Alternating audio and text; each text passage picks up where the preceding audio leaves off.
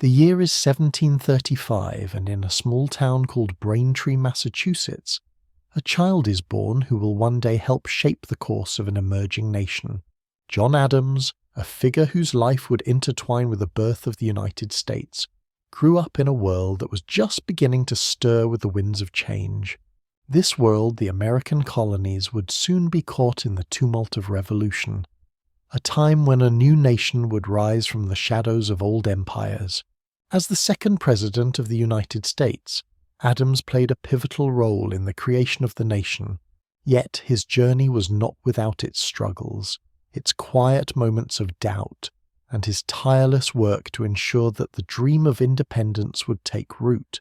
Through his words, his writings, and his actions, John Adams became one of the key architects of America's future, guiding it through the Revolution, the formation of its government, and the early challenges of statehood.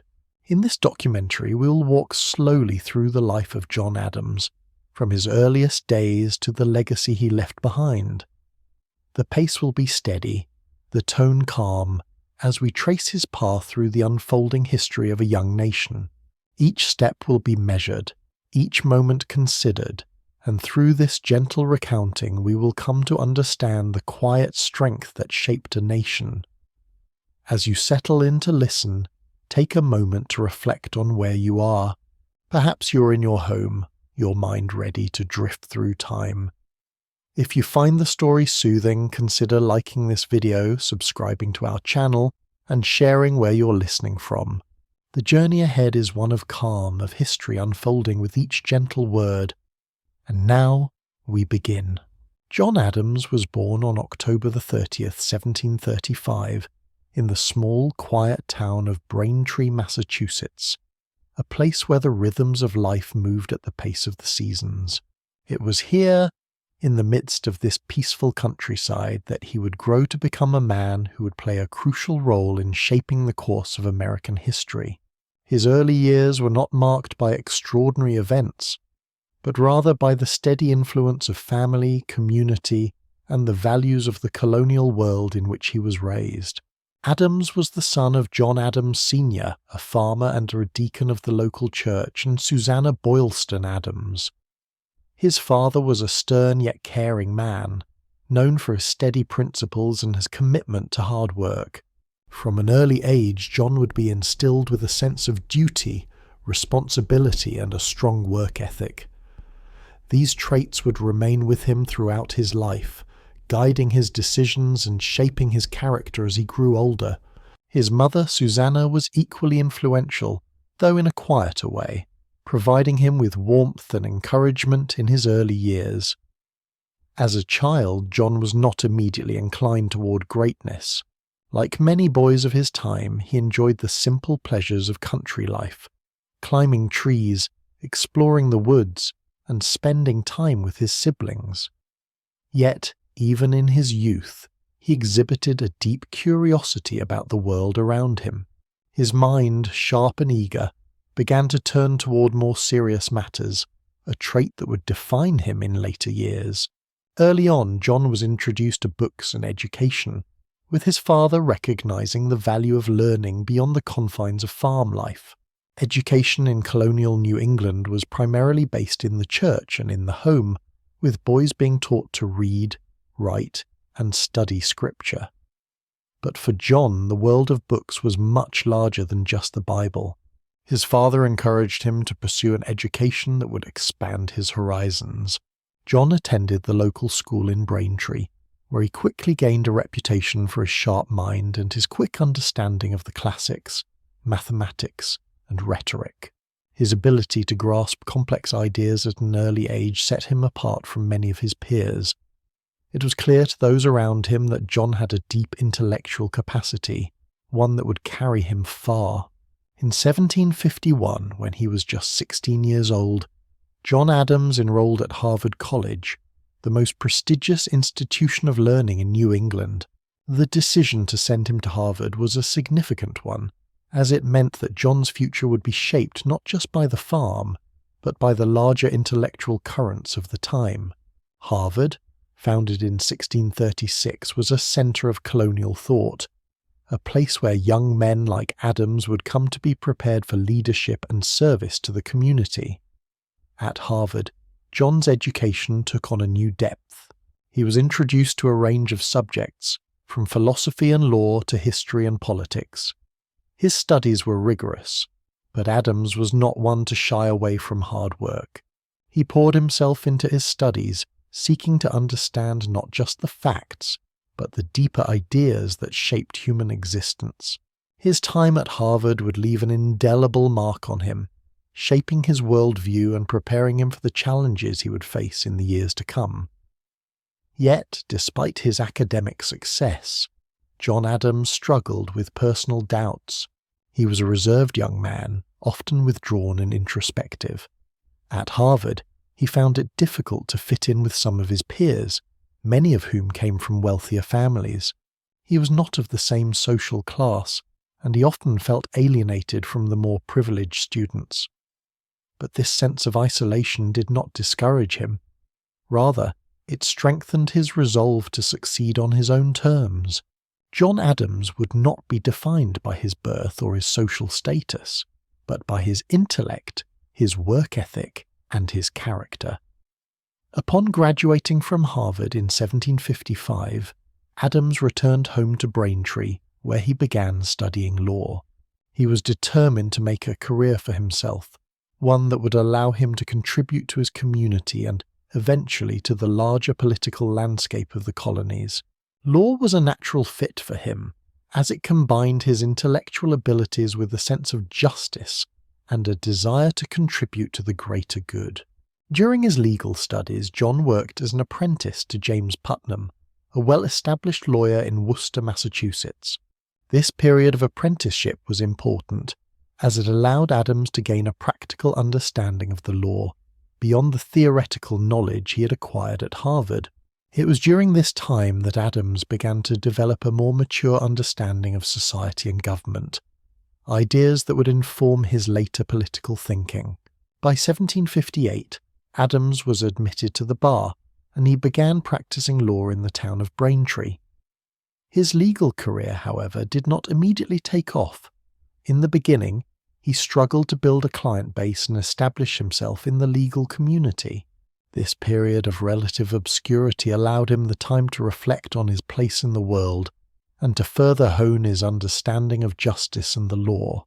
He was not in a rush to gain fame or wealth, but rather to create a solid foundation for his future endeavours. At the same time, Adams began to engage more deeply in the social and political life of his community. The tensions between the American colonies and the British government were beginning to grow, and Adams found himself drawn into the political conversations that were taking place in Massachusetts and beyond. It was a time of increasing unrest, and Adams, with his keen sense of justice, could not remain a passive observer.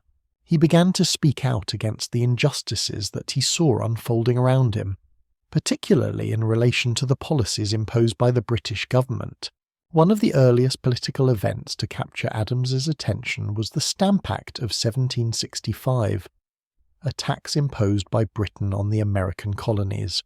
This act was one of the first in a series of measures that would lead to increasing discontent among the colonists. Adams, like many others, saw the Stamp Act as an overreach by the British government, an attempt to tax the colonies without their consent. He became increasingly vocal in his opposition to British policies, and his writings during this period would lay the groundwork for his future role in the American Revolution. John Adams' early years in Massachusetts, then, were marked by a steady development of character and intellect. He was shaped by his family, his education, and his experiences, all of which would come together to prepare him for the challenges ahead. His quiet determination, his commitment to justice, and his deep sense of duty would guide him as he moved from the small town of Braintree to the larger stage of American history. In the early years of his adult life, John Adams had yet to find the companion who would accompany him through the many trials and triumphs that lay ahead. Though he had established himself as a lawyer in his hometown of Braintree, and had begun to make a name for himself in the intellectual and political circles of Massachusetts, There was an emptiness in his life that only a deep partnership could fill. That partnership would come in the form of Abigail Smith, a woman whose intellect, strength, and moral clarity would influence Adams in ways that would last throughout his life. Abigail Smith was born in 1744, just 8 years after John, in the small town of Weymouth, Massachusetts. Her family, though not wealthy, was well established in the community. Abigail's father, Reverend William Smith, was a prominent clergyman, and her mother, Elizabeth, came from a well-respected family of merchants. Abigail, like John, grew up in a world where education was valued. She was well-read for a woman of her time, and she developed a keen intellect and an independent mind.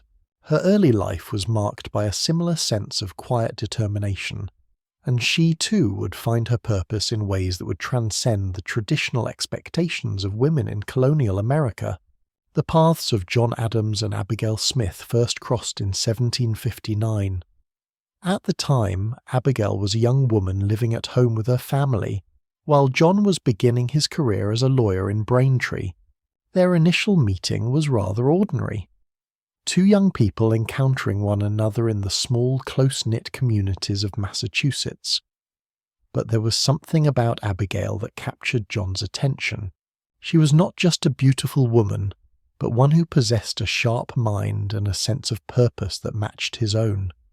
For John, this was not simply a matter of physical attraction. It was the recognition of an intellectual equal, someone who shared his values and aspirations. The courtship between John and Abigail was a quiet one, conducted largely through letters.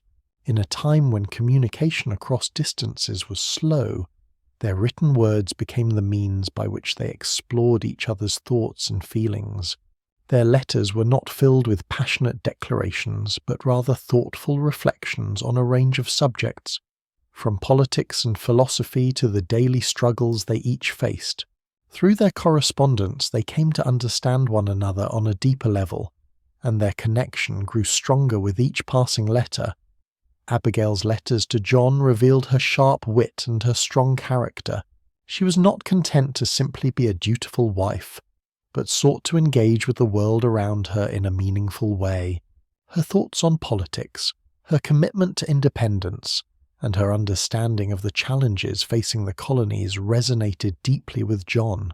She was not just a companion, but a partner in every sense of the word. Someone whose opinions he valued, whose intellect he admired, and whose moral clarity he trusted. John in turn wrote to Abigail with the same level of thoughtfulness and respect. His letters were filled with reflections on the political and social issues of the time, and he frequently sought Abigail's opinions on matters that weighed heavily on his mind. They shared a deep commitment to the cause of independence, and their letters were filled with discussions of liberty, justice, and the future of the American colonies. Their relationship, though conducted at a distance, was rooted in intellectual and emotional reciprocity. In 1764, after several years of correspondence, John and Abigail were married. The wedding took place in a quiet ceremony, with only close friends and family in attendance. It was a modest affair, but the union marked the beginning of a partnership that would last for over 50 years. Their marriage was one of deep mutual respect, built on shared values and a shared sense of purpose. It was a partnership that would sustain them both through the turbulent years of the American Revolution, the challenges of political life, and the struggles of family life. For John, Abigail's influence was profound. While he was often consumed by his work and the demands of his political career, he never lost sight of the importance of his marriage to Abigail. She was his confidant, his sounding board, and his moral compass. In times of doubt or uncertainty, it was to Abigail that he turned for counsel. She was his anchor, the one constant in a life that was often defined by change and upheaval. Abigail, too, found in John a source of strength and support. While her role as a woman in the 18th century was largely defined by the domestic sphere, she was never content to be confined to it. She took an active interest in the political developments of the time, and she frequently offered John advice on matters of statecraft. Her letters, many of which were written while John was away on diplomatic missions or serving in government, revealed her deep understanding of the political landscape and her commitment to the cause of liberty. One of the most remarkable aspects of their relationship was the way in which they maintained their intellectual connection, even during times of separation. John spent much of his early career travelling, particularly during his time as a diplomat in Europe. Despite the physical distance, their letters remained a vital means of communication, and the strength of their bond was never diminished by the years of separation. In fact, their letters became even more intimate and reflective as they shared their hopes, fears, and dreams for the future of the nation. As the American Revolution gathered momentum, Abigail's role in John's life became even more significant. While John was immersed in the political and diplomatic affairs of the new nation, Abigail was managing the household, raising their children, and providing the steady support that John needed to carry out his duties. She was in many ways the backbone of their family, ensuring that their home remained a place of stability and comfort amidst the turbulence of the Revolution. In 1776, as John was deeply involved in the drafting of the Declaration of Independence, Abigail wrote to him with a message that has since become famous: "Remember the ladies." In this letter, she urged John to consider the role of women in the new nation, advocating for greater rights and opportunities for women in the emerging republic. Though John's response was somewhat dismissive, Abigail's plea would become an enduring symbol of her commitment to the cause of equality and justice. Abigail's letters also revealed the emotional toll that the Revolution took on her. While John was in Philadelphia working with the Continental Congress, Abigail was at home in Massachusetts, dealing with the pressures of managing the household and caring for their children. Her letters to John often expressed her concern for his well-being, as well as her own feelings of isolation and loneliness. Despite the challenges, Abigail remained steadfast in her support of John's work and the cause of independence. Throughout their long marriage, John and Abigail Adams remained a team, supporting one another through the many trials of life. Their partnership was built on mutual respect, shared intellectual interests, and a deep emotional connection. Abigail was, in many ways, the quiet force behind John's success, providing the strength and stability he needed to navigate the turbulent waters of political life. As John Adams would later reflect, Abigail was the best of wives and the best of women. Their love and partnership sustained them both through the trials of public life, and their legacy as one of the most remarkable couples in American history endures to this day. The quiet, enduring strength of their relationship serves as a testament to the power of intellectual and emotional partnership, and to the vital role that Abigail played in shaping the course of the American Revolution. The years leading up to the American Revolution were a time of growing discontent in the colonies. Tensions between the British government and the American colonists had been steadily rising, driven by a series of acts and policies that many colonists saw as unjust. These measures, including the Stamp Act of 1765 and the Townshend Act of 1767, placed burdensome taxes on the colonies, sparking widespread resistance and protest. For John Adams, these developments would mark the beginning of his deep involvement in the political life of his country, and they would serve as the catalyst for his eventual role in the fight for independence. Adams had already shown an interest in political issues and legal matters, but it was the passage of the Stamp Act in 1765 that first truly awakened him to the need for action. At the time, Adams was a young lawyer in Braintree, still working to establish his career. The British imposed tax on paper goods, which affected everything from newspapers to legal documents, was viewed by many colonists as an overreach of authority. To Adams, the act represented not only an infringement on colonial rights, but also a direct challenge to the principles of self-governance. In response to the Stamp Act, Adams began writing a series of essays in the Boston Gazette, expressing his opposition to the tax and advocating for colonial rights. His writing was measured but forceful, appealing to reason and to the fundamental ideals of liberty and justice. These early essays, though not widely known at the time, mark the beginning of Adams' transition from a lawyer focused on his local practice to a public figure engaged in the broader political struggles of the colonies. The Stamp Act was eventually repealed in 1766, but it was only the beginning of the larger struggle between the colonies and Britain. The British government continued to impose taxes and restrictions on the colonies, each one stoking further resentment. The Townshend Acts of 1767, which placed taxes on goods such as tea, glass and paper, were particularly provocative. Once again, Adams found himself writing in protest, this time composing the rights of the colonists in 1772, which outlined the philosophical and legal arguments for the colony's right to resist British rule. Through this work, Adams became more firmly entrenched in the growing movement for independence.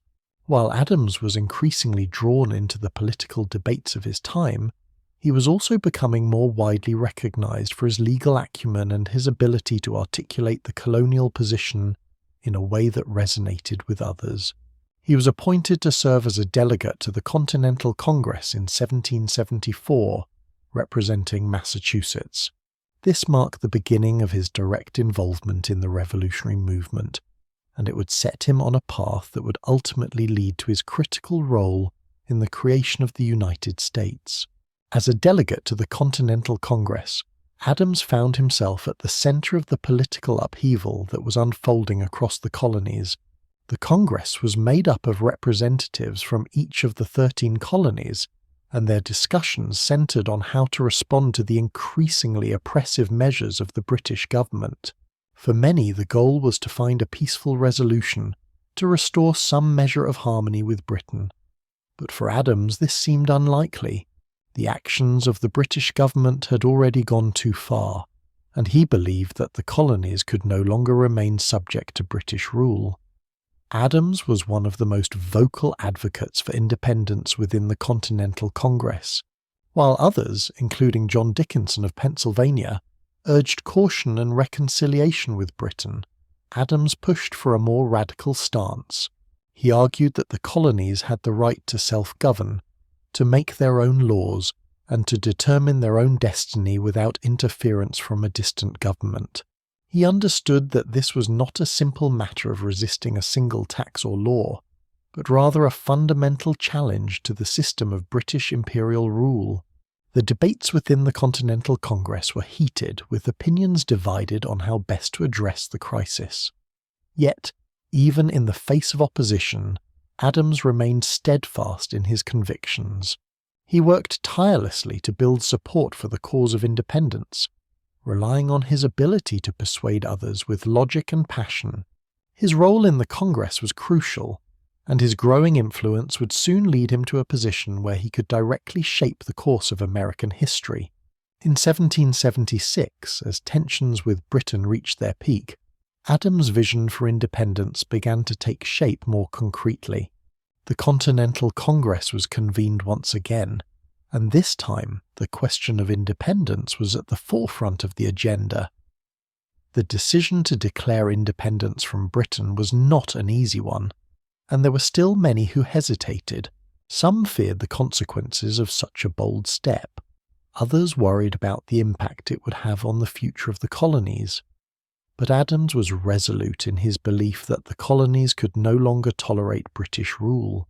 It was during this critical time that Adams worked closely with Thomas Jefferson, Benjamin Franklin, and other key figures in the movement for independence. Adams was a tireless advocate for a Declaration of Independence, and he played an instrumental role in persuading the Continental Congress to take that step. His work behind the scenes, both in drafting and advocating for the Declaration, was invaluable to the cause. When the Declaration of Independence was finally adopted on July 4, 1776, it was the culmination of years of political struggle, and Adams could take pride in knowing that his efforts had helped bring about this momentous decision. The declaration itself was a bold statement of the colony's intent to separate from Britain, and it laid the foundation for the creation of a new independent nation. For Adams, the decision to support independence was a deeply personal one, driven by his commitment to the principles of liberty and justice. It was not an easy choice, but it was one that he believed was necessary for the future of the colonies. Following the adoption of the Declaration of Independence, Adams continued to serve in the Continental Congress, working to ensure the success of the revolutionary cause. He was deeply involved in the formation of the new government, helping to establish the Articles of Confederation, which would serve as the framework for the United States during the early years of independence. Adams was also a strong advocate for a strong central government, believing that such a structure was necessary to provide stability and unity in the face of external threats and internal divisions. The Revolutionary War, which had begun in 1775, raged on through the years that followed. Adams, though not a military leader, continued to serve as a key political figure. He was instrumental in securing crucial foreign alliances, particularly with France, which provided vital support to the American cause. Adams' diplomatic efforts, alongside those of Benjamin Franklin, helped ensure that the colonies had the necessary resources and military support to stand against the British Empire. Throughout this period, Adams remained unwavering in his commitment to the revolutionary cause. His leadership, both in the Continental Congress and on the diplomatic front, was crucial to the eventual success of the American Revolution. As the war drew to a close and the Treaty of Paris was signed in 1783, marking the formal end of hostilities, Adams could take pride in the role he had played in securing the independence of the United States. But even as the nation took its first steps as an independent republic, Adams knew that the work was far from finished. By 1774, as the flames of discontent grew stronger across the American colonies, John Adams found himself at the centre of the storm. His writings, including his strong opposition to British policies, had earned him a place among those who were beginning to advocate for more drastic measures. The call for change was growing louder, and it was in this tense atmosphere that Adams was selected to represent Massachusetts in the Continental Congress. This moment marked the beginning of his most direct and crucial involvement in the unfolding drama of the American Revolution. The Continental Congress convened for the first time in September 1774 in Philadelphia, a city that had become the political heart of the colonies. The purpose of the gathering was to address the intolerable acts passed by the British government, which had imposed harsh punishments on the colonies, particularly Massachusetts. These measures, including the closing of Boston Harbor and the dissolution of Massachusetts' colonial government, had ignited fierce opposition throughout the colonies. Yet despite the severity of the situation, not all delegates to the Continental Congress were in agreement about how to respond. As a delegate, Adams was immediately recognized for his clarity of thought, his unyielding principles, and his passionate commitment to the colonial cause. While many of his fellow delegates were still hesitant, uncertain about the right course of action, Adams was already clear in his beliefs. He was not simply seeking a redress of grievances. He believed that the colonies must take bold action to resist British authority and ultimately to seek independence. This vision would come to shape much of his work during his time in Congress. During the early days of the Continental Congress, the delegates worked toward a common goal, finding a way to assert the colonies' rights and resist the British government. While some advocated for compromise and reconciliation, Adams pushed for a more radical course of action. He believed that the colonies could no longer remain subject to a distant and overreaching monarchy. His voice was a steady and persistent one, advocating for the need for unity, action, and ultimately independence. Adams's strong position on independence was not universally shared, and he often found himself in the minority. There were still those within Congress, including John Dickinson of Pennsylvania, who believed that the colonies should first exhaust all diplomatic measures before resorting to the idea of independence. These voices of caution sought to avoid the dangers of a full-scale war with Britain, preferring instead to address colonial grievances within the framework of the British Empire. Despite these disagreements, Adams remained steadfast in his belief that independence was the only viable path forward. His advocacy for a declaration of independence would come to define his role in the Continental Congress. Adams worked tirelessly to convince his colleagues that the time for compromise had passed.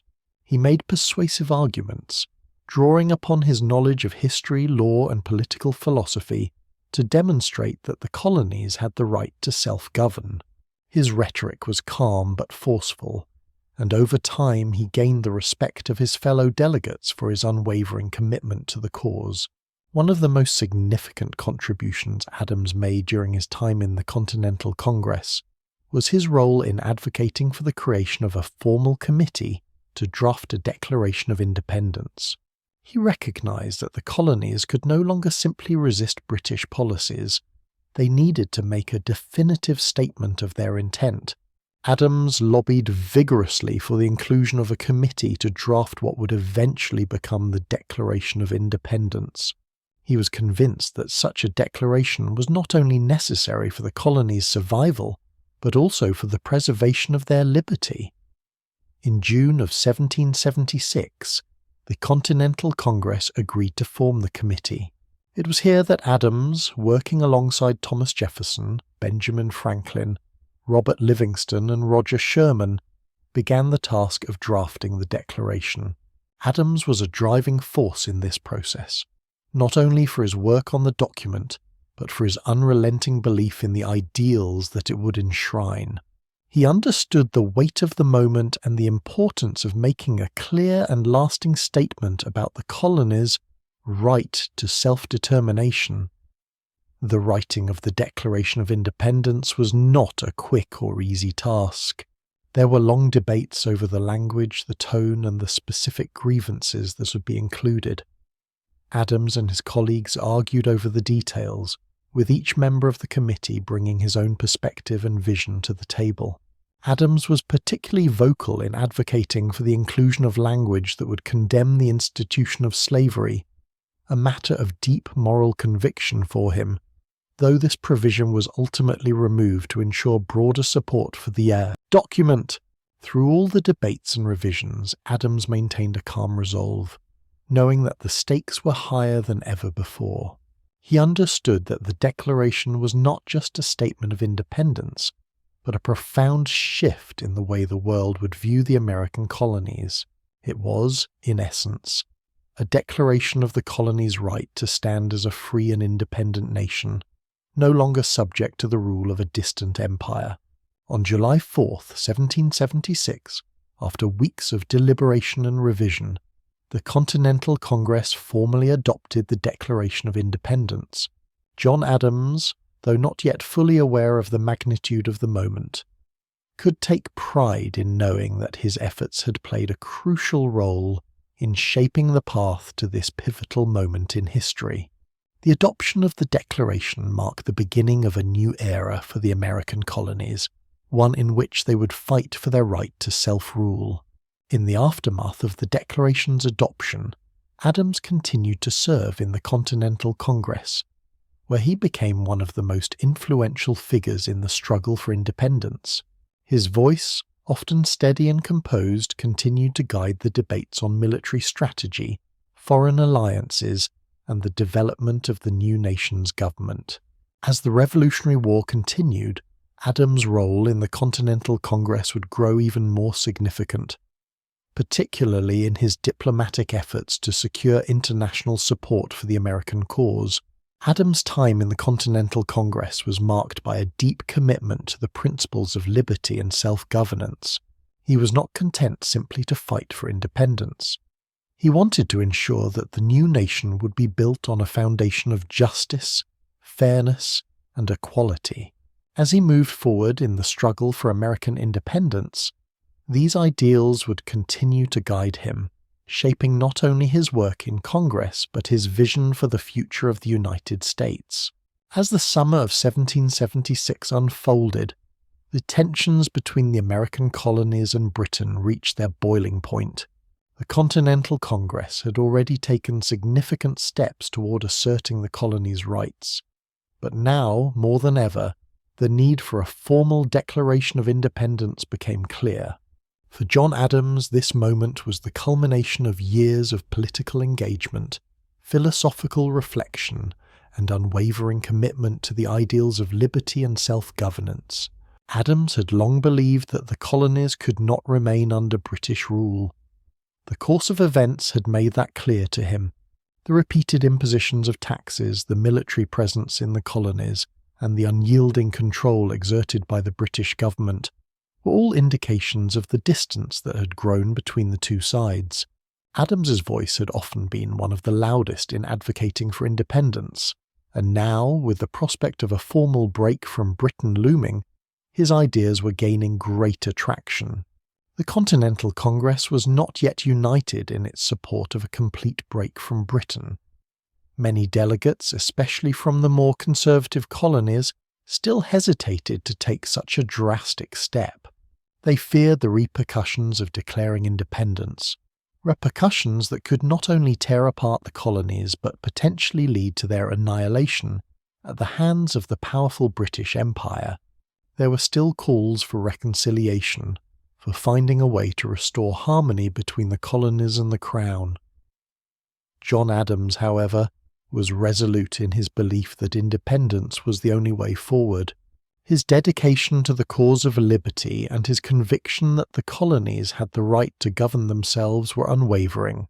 He argued that the colonies must break free of British rule, not just for the sake of their own freedom, but for the future of all mankind. Adams saw independence as an essential step not only for the survival of the colonies, but for the establishment of a new nation built on principles of equality and justice. At the heart of the movement for independence was the drafting of the Declaration of Independence.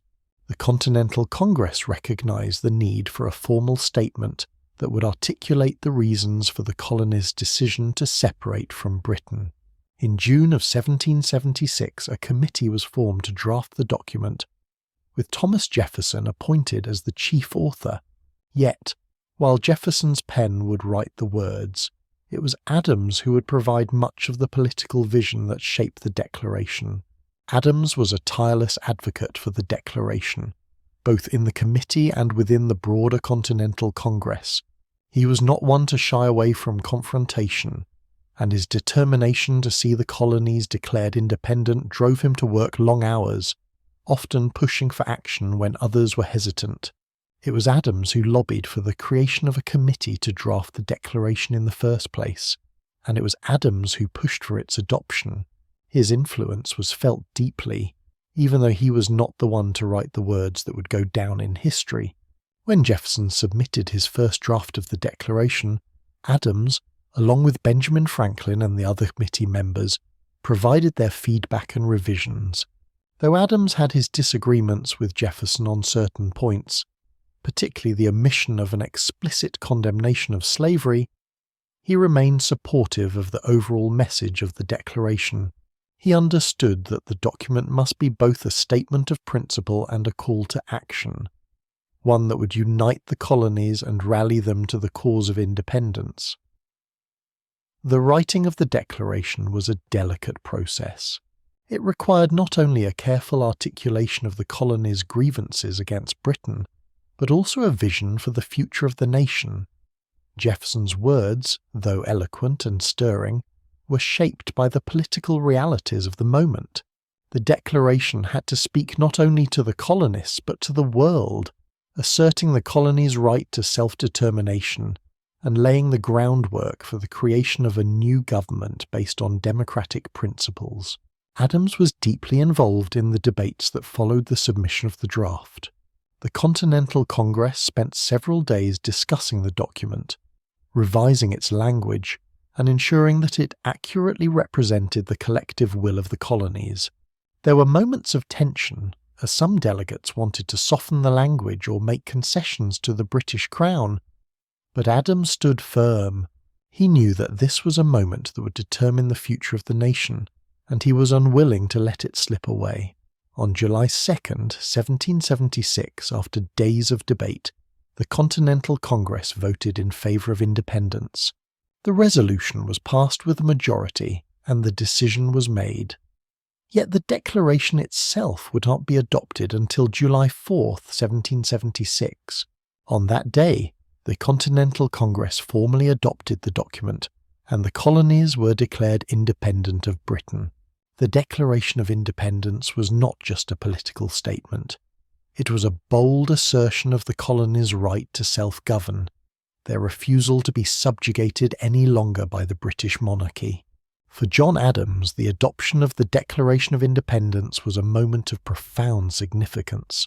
He had long believed that independence was necessary, but now that it had been realised, the future of the colonies and the future of the new nation hung in the balance. The Declaration was more than just a document. It was the embodiment of the ideals that Adams had fought for his entire life. It was a declaration of freedom, not only for the colonies, but for the principles of liberty and justice that he held dear. In the days that followed the Declaration's adoption, Adams remained focused on the tasks ahead. While the Declaration had been a critical step, the war for independence was far from over. Adams understood that the struggle for freedom would require sacrifice, perseverance, and unity. He was not naive about the challenges that lay ahead, but he believed deeply in the cause of independence. He continued to serve in the Continental Congress, working tirelessly to ensure that the new nation would have the support it needed to succeed. The Declaration of Independence marked a turning point in John Adams' life. It was the culmination of his years of advocacy for the cause of liberty, and it set the course for his future role in the shaping of the United States. The document itself would go down in history as one of the most important expressions of human freedom. But for Adams, it was just the beginning. The real work of building a new nation, of ensuring that the ideals of the Declaration were realized, would take many years to complete. But Adams, as always, was ready to face the challenges that lay ahead. Following the bold decision to declare independence, the American colonies faced the daunting task of securing both military victory and international recognition. As the Revolutionary War progressed, John Adams, having already proven his intellectual and political resolve, was tasked with one of the most crucial roles of his career, representing the fledgling United States abroad. His mission was to secure vital foreign alliances, especially with France, which had long been antagonistic toward Britain. Adams' diplomatic efforts, marked by his characteristic tenacity and unwavering sense of duty, would play a crucial role in ensuring the survival of the new nation. In 1778, just 2 years after the Declaration of Independence, Adams was appointed to the American diplomatic mission in Europe. It was an assignment that would take him far from his home and family, but it was also one he felt deeply committed to, understanding the crucial need for France's assistance in the war. The French had already provided some covert support to the American cause, but a formal alliance was essential to turn the tide of war in favour of the colonies. Adams was sent to Paris, where he would join Benjamin Franklin, who had already established a significant diplomatic presence there, as well as other emissaries from the American government. Adams arrived in Paris in 1778 amidst the turbulent atmosphere of wartime diplomacy. The city was abuzz with political intrigue, with representatives from various European powers jockeying for influence. The French government under King Louis XVI had long been eager to weaken Britain, and the Americans' fight for independence presented a valuable opportunity. Yet despite their shared antagonism toward Britain, the French were cautious about fully committing to the American cause, especially given the uncertain prospects of success for the fledgling revolutionaries. Adams' first task was to convince the French that the Americans were worthy allies, and that the war for independence could indeed be won. From the moment Adams arrived, it was clear that his approach to diplomacy would differ from that of Franklin, his colleague and friend.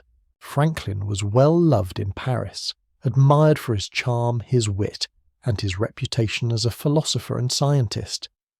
He had already forged personal relationships with many of the French elite, which served him well in his diplomatic efforts. In contrast, Adams was more serious and less adept at navigating the social intricacies of European courts. His blunt, earnest nature often clashed with the sophisticated political environment of Paris.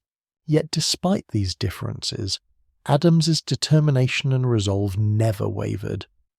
He understood that success in diplomacy did not require personal popularity, but rather an unyielding commitment to the interests of the American cause. One of Adams' most significant accomplishments during his time in France was his role in securing the Treaty of Alliance with France in 1778. This treaty was a turning point in the war, as it formalized the French-American alliance and provided the Americans with crucial military and financial support. It was Adams, alongside Franklin and the American envoy Silas Deane, who negotiated the terms of the treaty with the French government. The alliance provided for mutual defense, with France agreeing to assist the United States in its struggle for independence and pledging to fight against Britain. It was a victory for Adams, one that helped shift the balance of power in favor of the Americans. Yet securing the treaty was just the beginning. Adams' diplomatic efforts in France were not limited to the signing of the alliance. He also worked tirelessly to secure loans and financial support from the French government, which was crucial to sustaining the American war effort. The Continental Congress, struggling to finance the war, relied heavily on loans from foreign governments, and Adams was instrumental in securing these vital resources. His persistent negotiations with the French ministers, particularly the Comte de Vergennes, ensured that the Americans had the funds necessary to continue their fight for independence.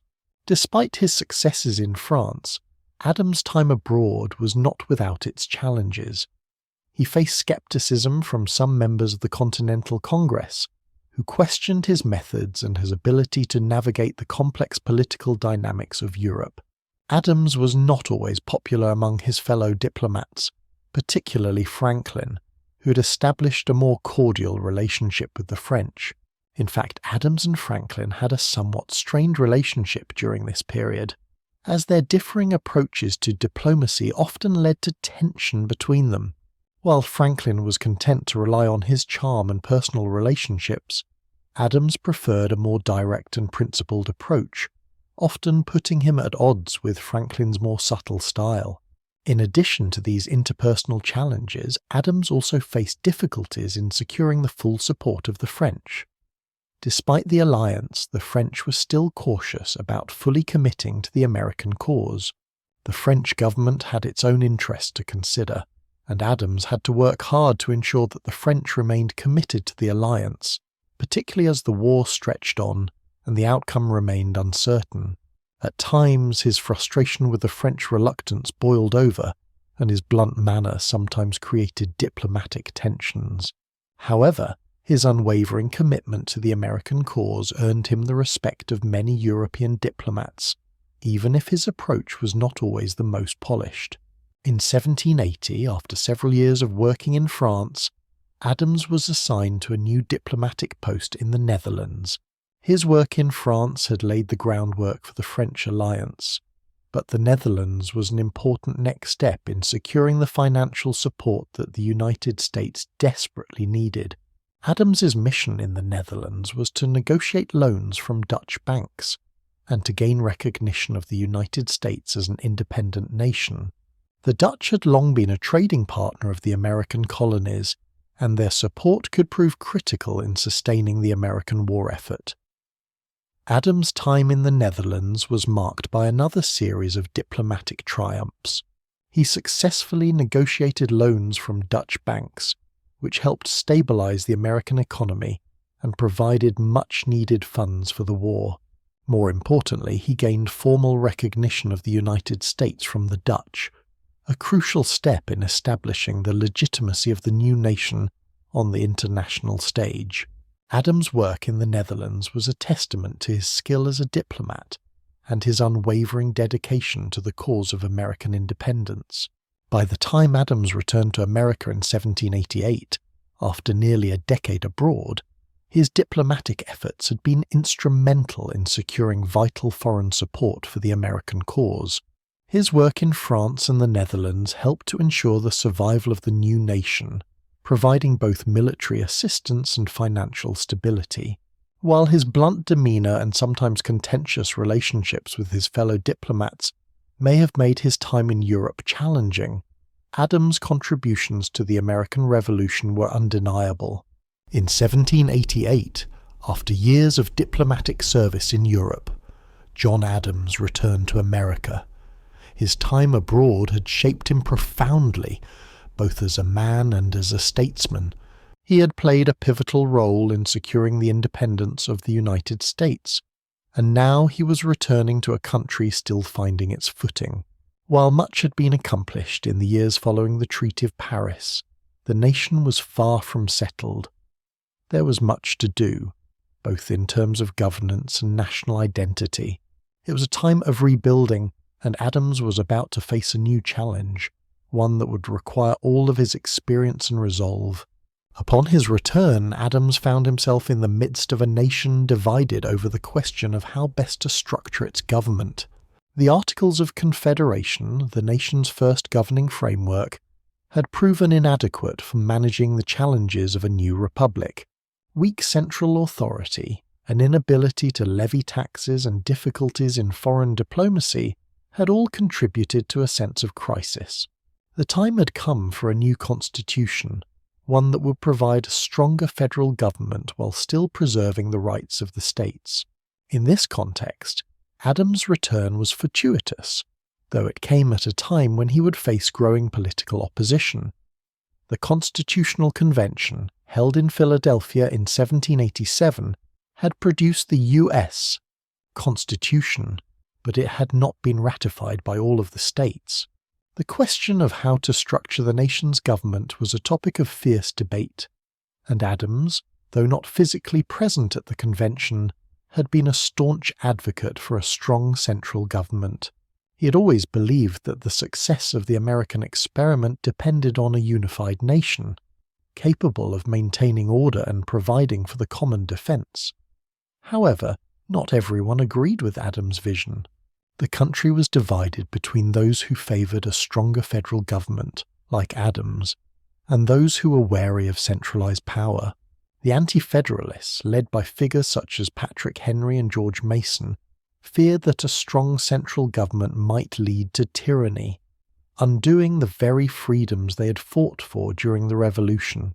The debate over the Constitution was heated, and Adams found himself caught in the crossfire of these competing visions for the future of the nation. Though Adams was not involved in the daily deliberations at the Constitutional Convention, his influence was still felt in the debates that followed. He had been one of the early proponents of a federal government with the power to tax and regulate commerce, and his views had shaped the final draft of the Constitution. However, in the years following the convention, Adams found himself increasingly isolated from the emerging political factions.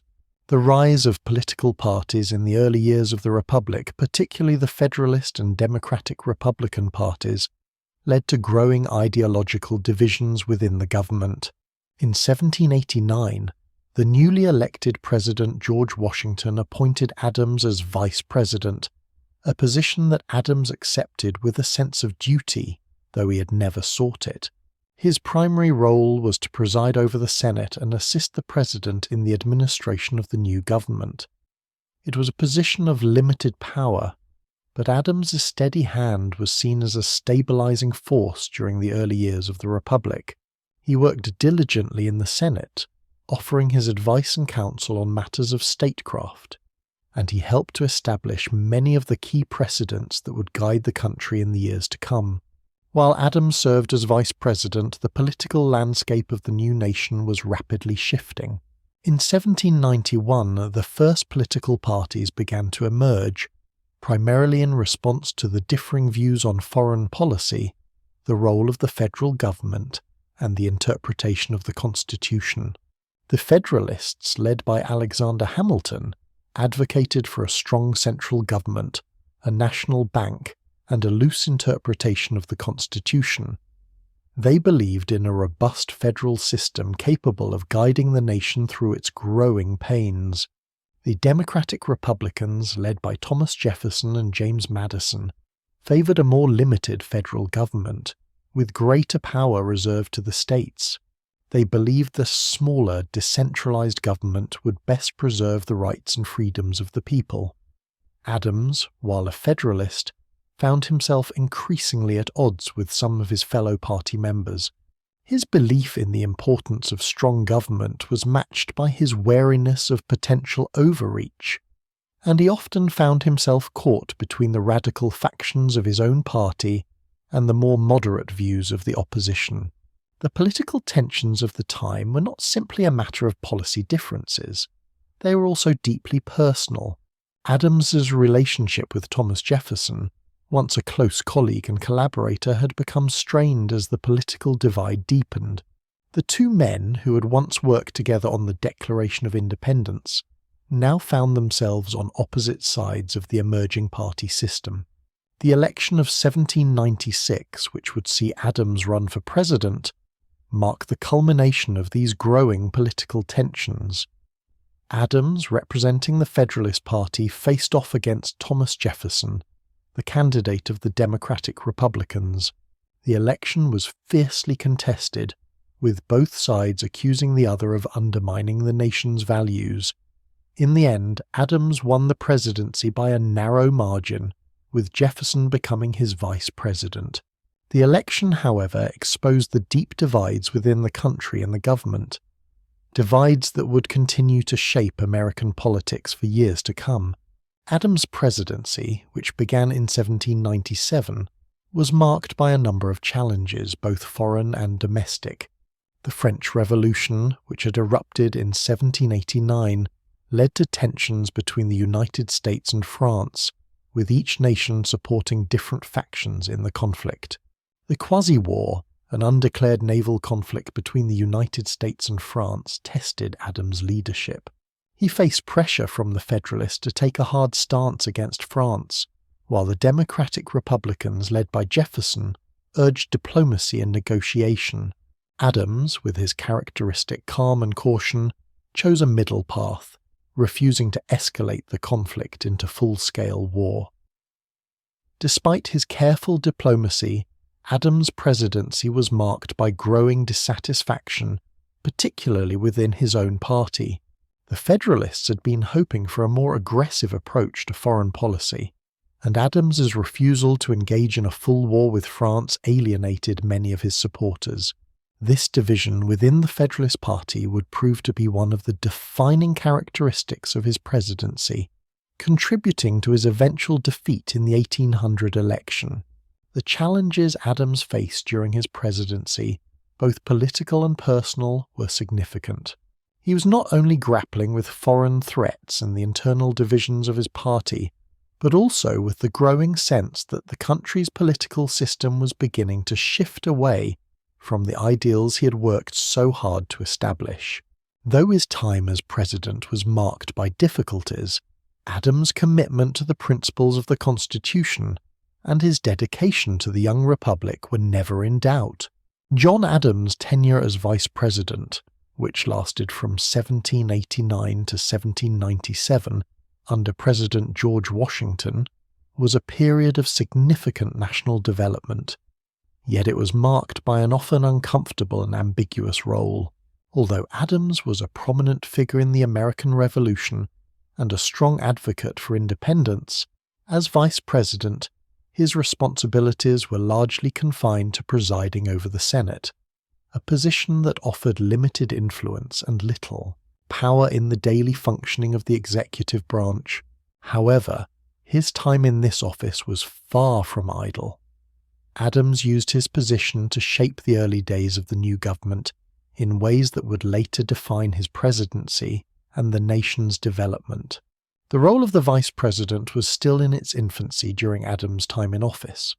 The office itself was not clearly defined in the Constitution, and the position lacked the prestige and influence that the president held. As a result, Adams found himself in a somewhat precarious situation, often in the shadows of Washington, who was the figurehead of the Revolution and the new Republic. In his own words, Adams referred to the office of vice president as the most insignificant office that ever the invention of man contrived.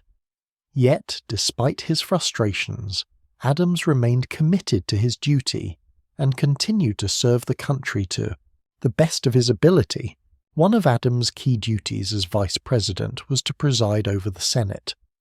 While this role was largely ceremonial, it also placed him in a position where he could help shape the legislative agenda.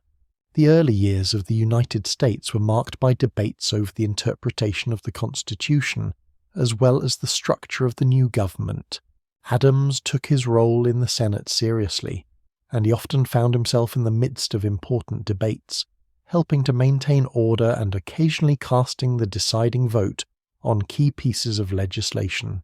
The Federalist and Democratic Republican parties had not yet formed in any formal sense during Adams' early years as vice president, but ideological divisions were beginning to take shape.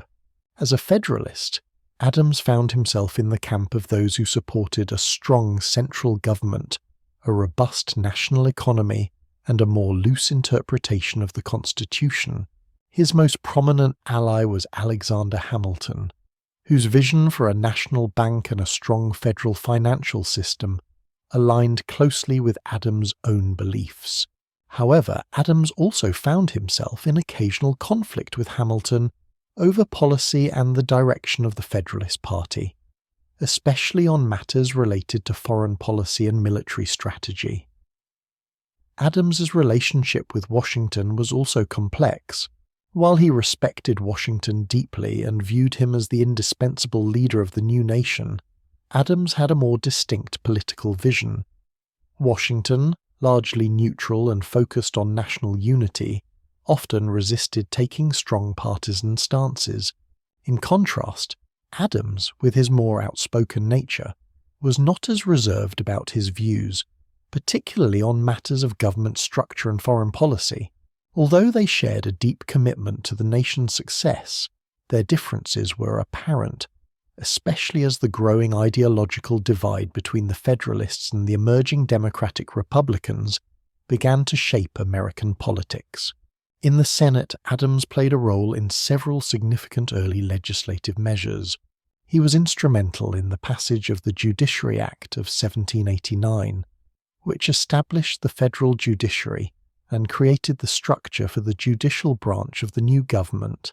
This act, signed by Washington, was a foundational piece of legislation that helped solidify the role of the federal courts in the governance of the United States. Adams also presided over debates related to the Bill of Rights, which was ratified in 1791 to ensure that individual liberties would be protected from potential government overreach. However, while Adams played a supporting role in the development of the new government, he often found himself sidelined on key issues, especially in comparison to Washington and Hamilton. This frustration would grow throughout his vice presidency. Adams had a strong sense of his own political identity and had been a champion of independence and Republican values during the Revolution. Yet, in the vice presidency, he had limited ability to directly shape policy or influence the direction of the new administration. Adams also became increasingly frustrated with the rise of political parties which began to form around Washington's second term. The nascent factions in American politics, the Federalists, who supported Hamilton's vision of a strong national government, and the Democratic Republicans led by Thomas Jefferson, who advocated for a more agrarian-based society with limited government intervention, began to crystallize. Although Adams was a Federalist, he did not fully align with Hamilton's vision, especially when it came to foreign policy. The French Revolution, which had erupted in 1789, posed a significant challenge to the newly formed United States. As revolutionary fervour spread throughout Europe, Adams found himself at odds with some of his fellow Federalists, who were inclined to support Britain against France. Adams, with his cautious diplomacy and preference for neutrality, recognised that war with France would be disastrous for the young republic. The US was not yet strong enough to take on a European power, and Adams believed that the nation's best interests lay in avoiding entanglement in foreign conflicts.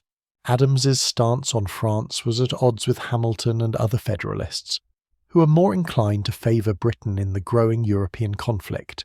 These disagreements between Adams and Hamilton further strained their relationship and deepened the divide within the Federalist Party.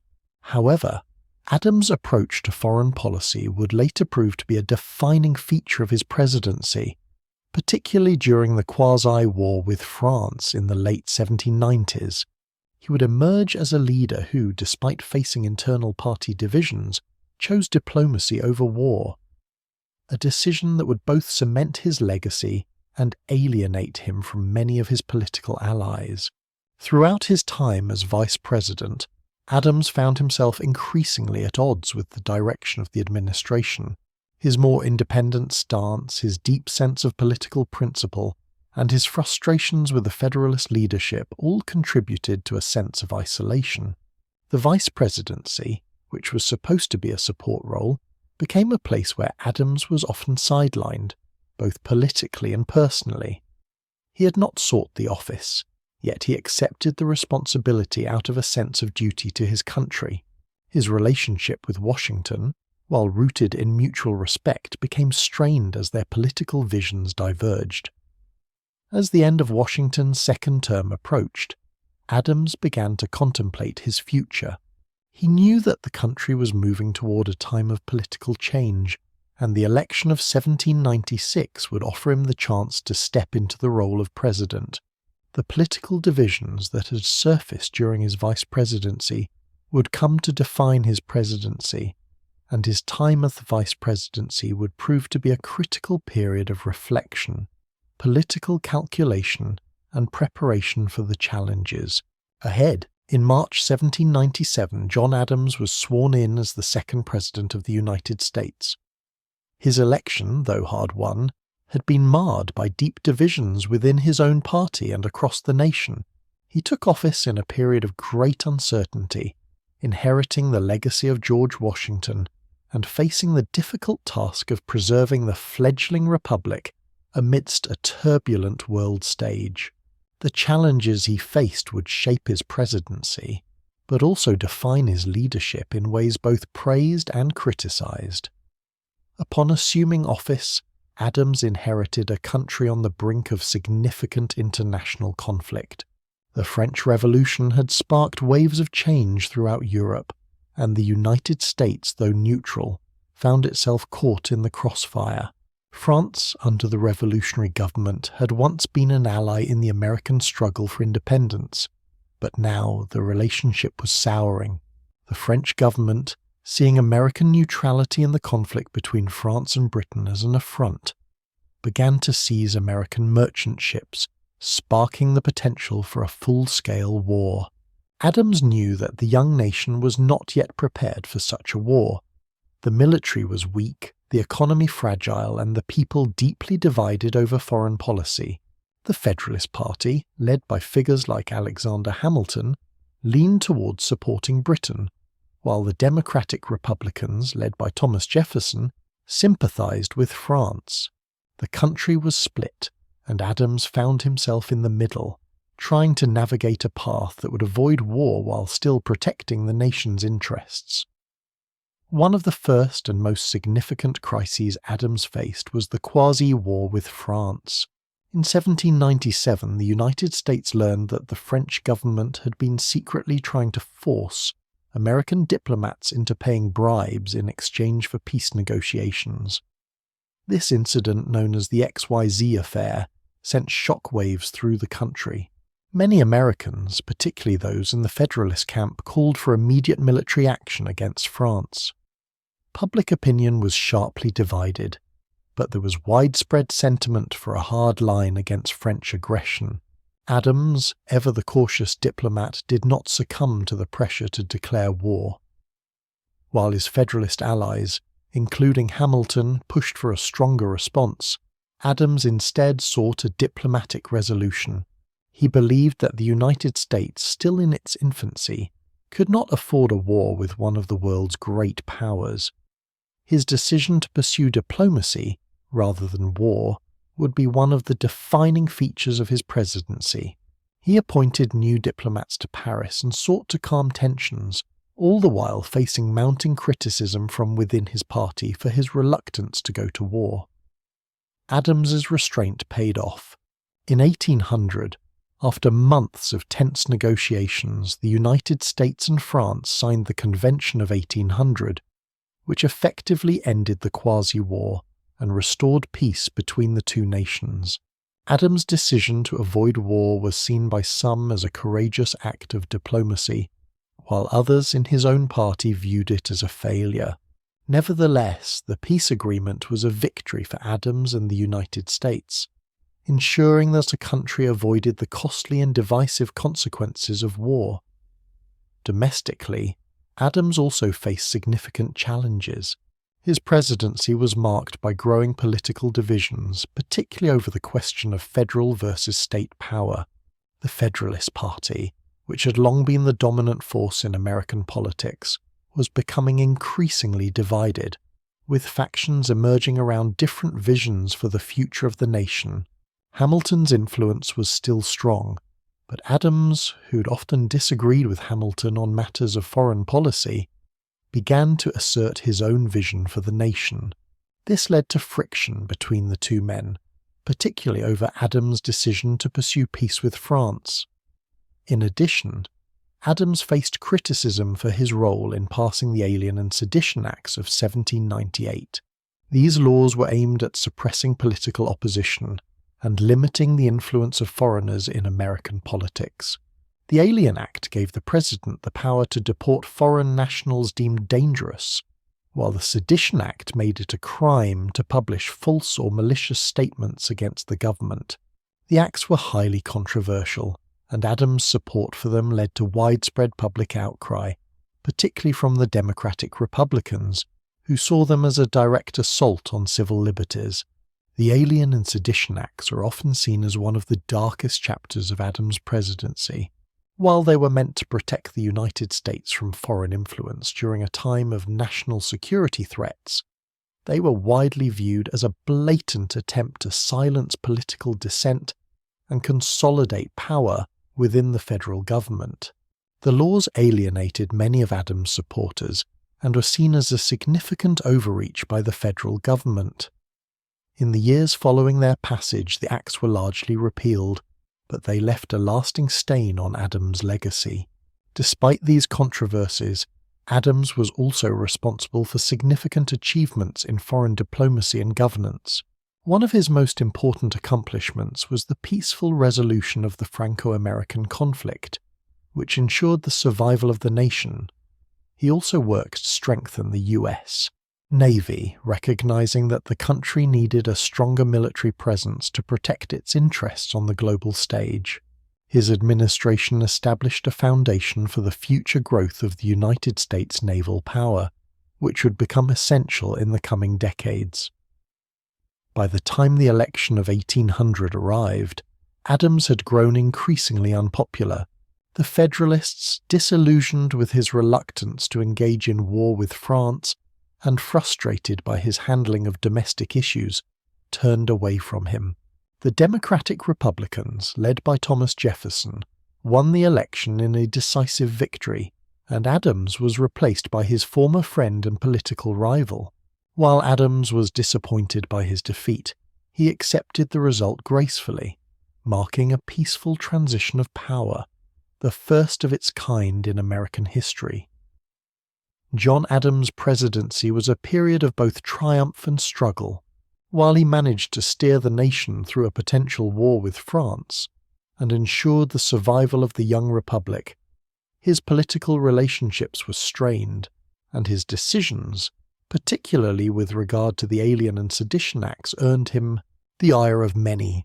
Yet despite the challenges, Adams' presidency laid the groundwork for future American diplomacy and governance.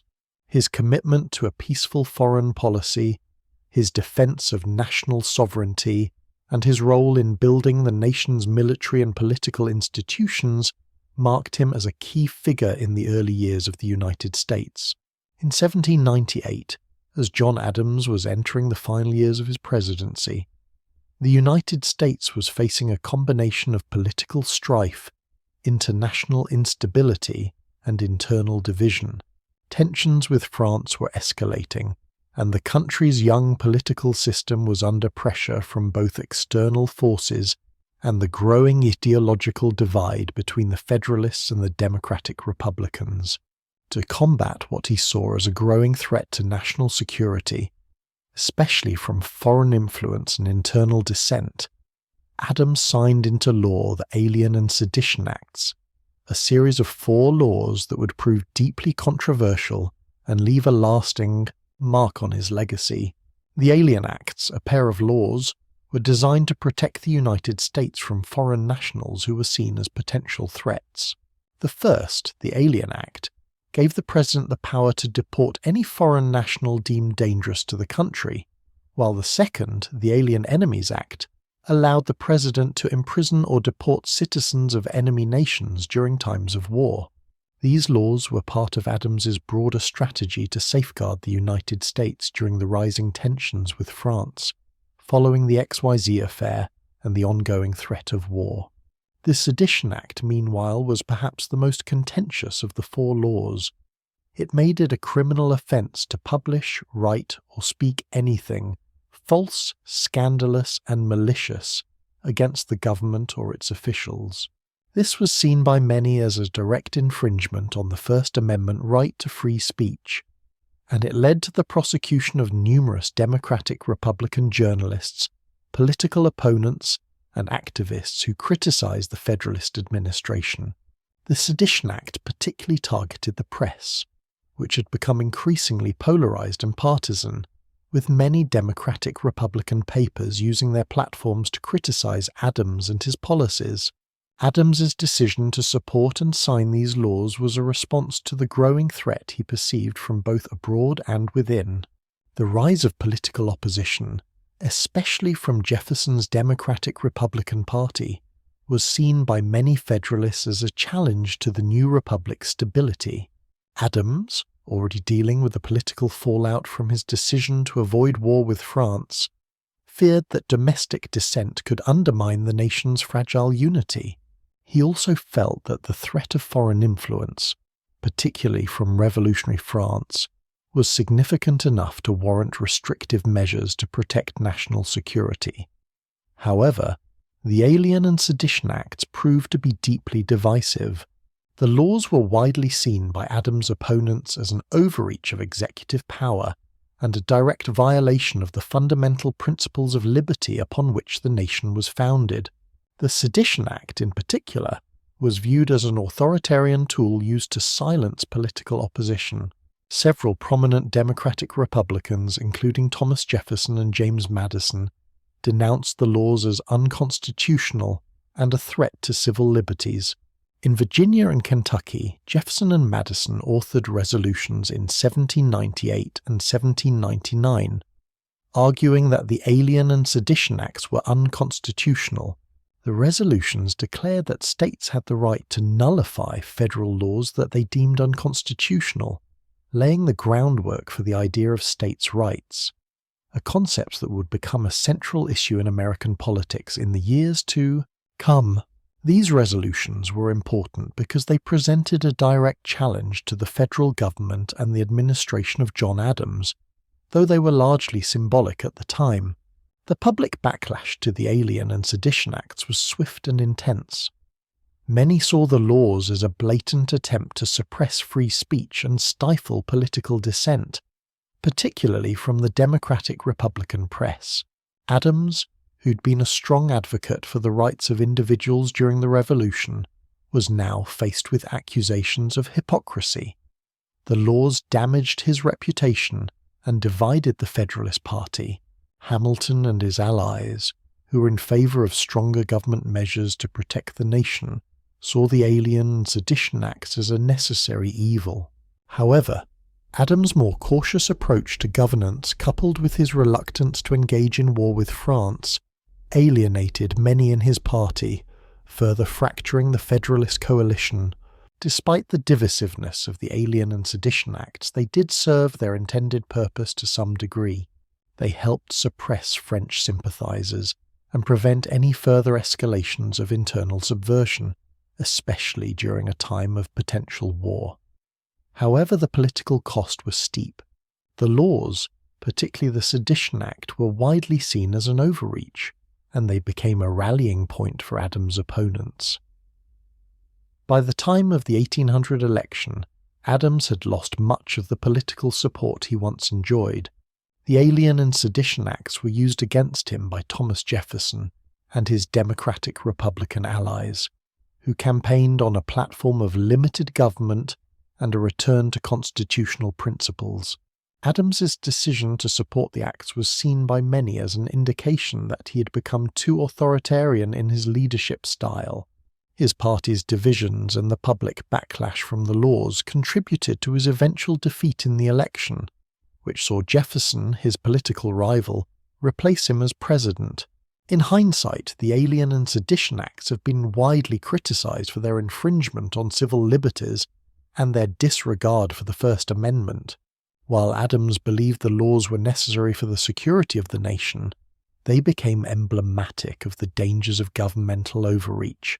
Particularly during times of political and international turmoil, the laws were allowed to expire in 1801, following the election of Jefferson, and they were never enforced to their full extent. However, their legacy remains as a reminder of the tension between national security and individual freedoms, a balance that has been a recurring theme in American history. For Adams, the passage of the Alien and Sedition Acts represented one of the most controversial moments of his presidency. While he was motivated by a genuine concern for the nation's security, the laws severely undermined his public standing and tarnished his reputation in the years that followed. The acts became a source of political division, both during his presidency and in the years that followed. Though Adams had initially seen them as a necessary safeguard, they ultimately played a role in his political downfall, leaving a lasting legacy of constitutional debate. The election of 1800 was one of the most consequential and contentious in American history. It marked the first real test of the democratic system the Founding Fathers had established, as it set a precedent for the peaceful transfer of power between rival political parties. For John Adams, it was a deeply personal defeat, but it also marked the beginning of an important chapter in the evolution of the United States. The election was a referendum not only on his presidency, but also on the direction of the new republic itself. Adams had entered the race for re-election in 1800 as the candidate of the Federalist Party, but the political landscape had shifted dramatically since he first took office. The Federalist Party, which had been the dominant force in American politics during the 1790s, was now deeply divided. Internal fractures, exacerbated by Adams' disagreements with Alexander Hamilton and the growing unpopularity of the Alien and Sedition Acts, made it difficult for the party to present a unified front. In addition, Adams' reluctance to engage in war with France during his presidency had alienated many in his own party, particularly the more hawkish elements that favoured a harder stance against France. On the other side of the political spectrum, Thomas Jefferson and his Democratic-Republican Party were gaining momentum. Jefferson's platform was based on the idea of a smaller, more decentralized government, greater individual freedoms, and a focus on agrarianism. The Democratic Republicans were critical of the Federalists' centralized vision of government, and they were particularly opposed to the Alien and Sedition Acts, which they saw as an infringement on civil liberties. Jefferson's vision resonated with many Americans who were wary of government overreach and wanted a return to the principles of the Revolution. The election of 1800 was marked by intense partisan conflict, The rhetoric on both sides was bitter, with each party accusing the other of threatening the very foundations of the Republic. Adams, though widely respected for his role in securing American independence, found himself increasingly isolated. His political opponents painted him as a monarchist, an elitist who was willing to trample on the rights of ordinary citizens in order to strengthen the central government. Jefferson, on the other hand, was portrayed by the Federalists as a radical, a man who threatened to undo the progress made in securing the nation's stability. In the end, the election came down to a bitter contest between Adams and Jefferson. Despite the Federalists' attempts to rally support, Adams was unable to overcome the growing political tide in favor of Jefferson. The Democratic Republicans won a decisive victory in the Electoral College, with Jefferson and his running mate Aaron Burr receiving an equal number of votes, an outcome that would lead to a dramatic constitutional crisis and a contested decision in the House of Representatives. Adams, who had hoped to win a second term, was left to confront the harsh reality of defeat. However, his loss was not merely a personal disappointment. It also marked the first peaceful transfer of power between political factions in the United States. Though the outcome was not immediately clear, Adams, in a display of remarkable grace and commitment to the Republic, accepted the result. He quietly retired to his home in Quincy, Massachusetts, and left the presidency without resistance, setting an important precedent for future generations of American leaders. The aftermath of the 1800 election revealed deep divides within the American political system. The contested nature of the vote, with Jefferson and Burr receiving the same number of electoral votes, led to a constitutional crisis that required intervention by the House of Representatives. After several rounds of voting, Jefferson was finally declared the winner, and Burr became his vice president. The election exposed the flaws in the original system of electing presidents, leading to the eventual passage of the 12th Amendment in 1804, which would establish separate ballots for president and vice president. Though Jefferson's victory marked a triumph for the Democratic-Republican Party, Adams' defeat was not without historical significance. The election of 1800 was a testament to the resilience of the young American democracy. Despite the political turmoil and intense partisanship, the peaceful transfer of power demonstrated the strength of the Republic's institutions. Adams, though bitterly disappointed by his defeat, had played a key role in ensuring that the United States remained committed to the ideals of republicanism and democracy. In the years following his loss in 1800, Adams withdrew from the political scene, focusing instead on his personal life and intellectual pursuits. He spent much of his time at his home in Quincy, where he corresponded with political figures, including Jefferson, with whom he eventually reconciled. The two men, once bitter rivals, resumed their friendship and exchanged a series of letters in the later years of their lives. Their correspondence, often thoughtful and reflective, became a symbol of the evolving political landscape of the United States and a testament to their mutual respect. Though he left the presidency under difficult circumstances, Adams's legacy endured. His role in securing American independence, his work in shaping the nation's early government, and his commitment to the Republic would all be remembered as central to the founding of the United States. The election of 1800, while a personal defeat, solidified his place in history as a leader who had helped guide the nation through its early struggles, even as he faced the bitter realities of political rivalry and division. In the years that followed, Adams would continue to reflect on his presidency and the challenges he faced, but his legacy would be defined by his commitment to the ideals of liberty, justice, and national sovereignty. Though he was no longer in office, his influence continued to shape the direction of the nation for years to come. After his defeat in the election of 1800, John Adams retired to his home in Quincy, Massachusetts, leaving behind the tumult of national politics. The presidential election, though deeply disappointing, marked the end of his direct involvement in the political arena, but not the end of his public life. In his later years, Adams would reflect on his presidency, his contributions to the founding of the United States, and the political battles that defined his career. He would also reconnect with old political allies and enemies alike, and perhaps most notably, he would rekindle his correspondence with Thomas Jefferson, the man who had once been his political rival. Though Adams was no longer in the White House, he remained a deeply committed and thoughtful public figure. He spent much of his time reading, writing, and contemplating the future of the nation he had helped create. His library became a place where he could reflect on the intellectual foundations of the Republic and examine the political philosophy that had guided his actions throughout his life.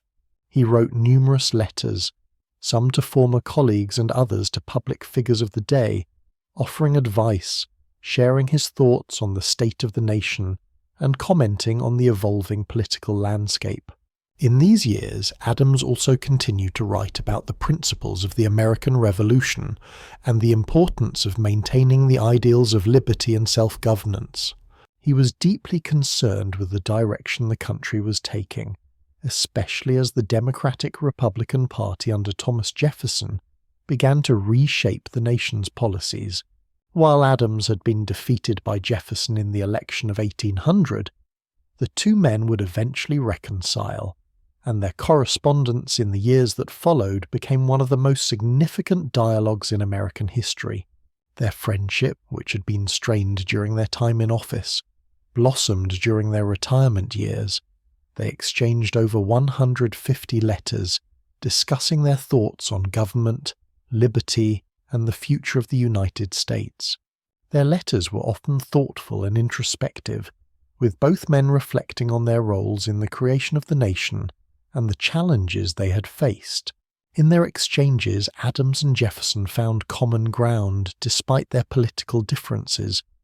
They both recognized the importance of the American Revolution and its ideals, and they both hoped that the Republic would endure and flourish. Adams' later years were also marked by a deepening sense of reflection on his legacy. He had played a pivotal role in the founding of the United States, but his presidency had been controversial, and his political career had been filled with both triumphs and disappointments.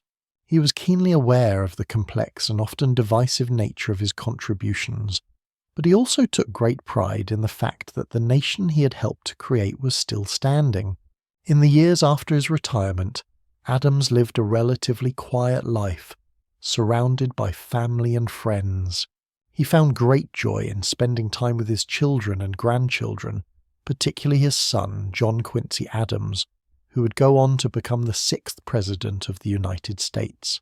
Adams' relationship with his son was deeply meaningful, and he took great pride in John Quincy's political career, though he also imparted to him the lessons he had learned throughout his own life.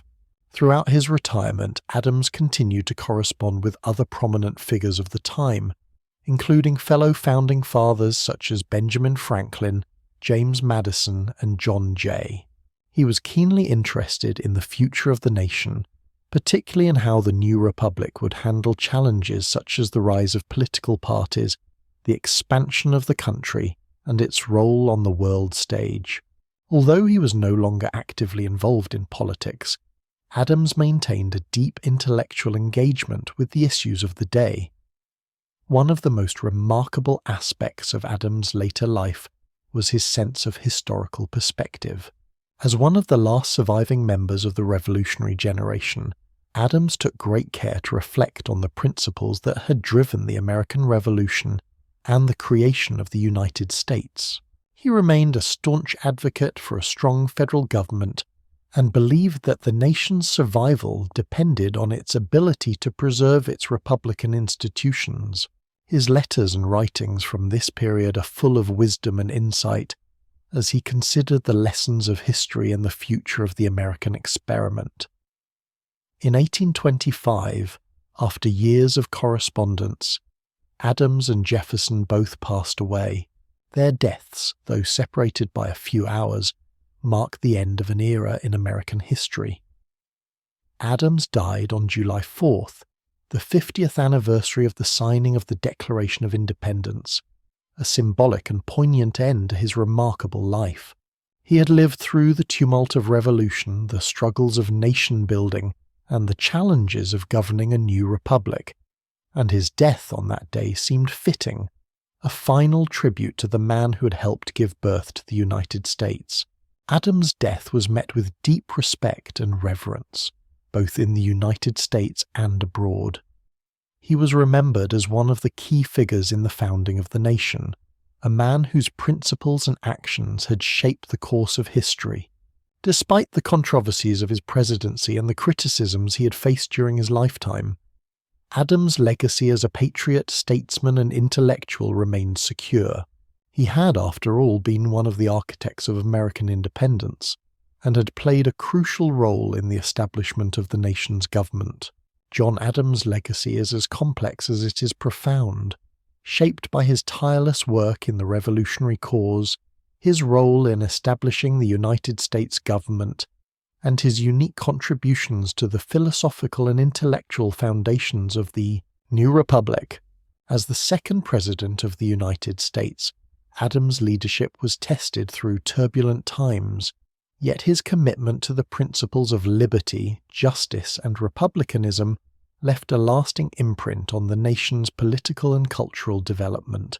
One of Adams' greatest achievements was his unwavering dedication to independence.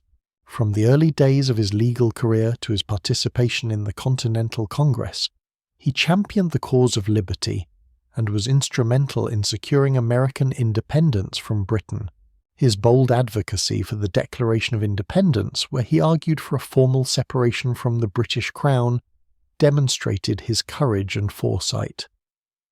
Adams was not merely a witness to history, he was a key architect of it. Even after the colonies declared their independence, Adams continued to play a pivotal role in shaping the nation's future. His diplomatic efforts during the Revolution, including his crucial role in securing French support, helped turn the tide in favor of the American cause.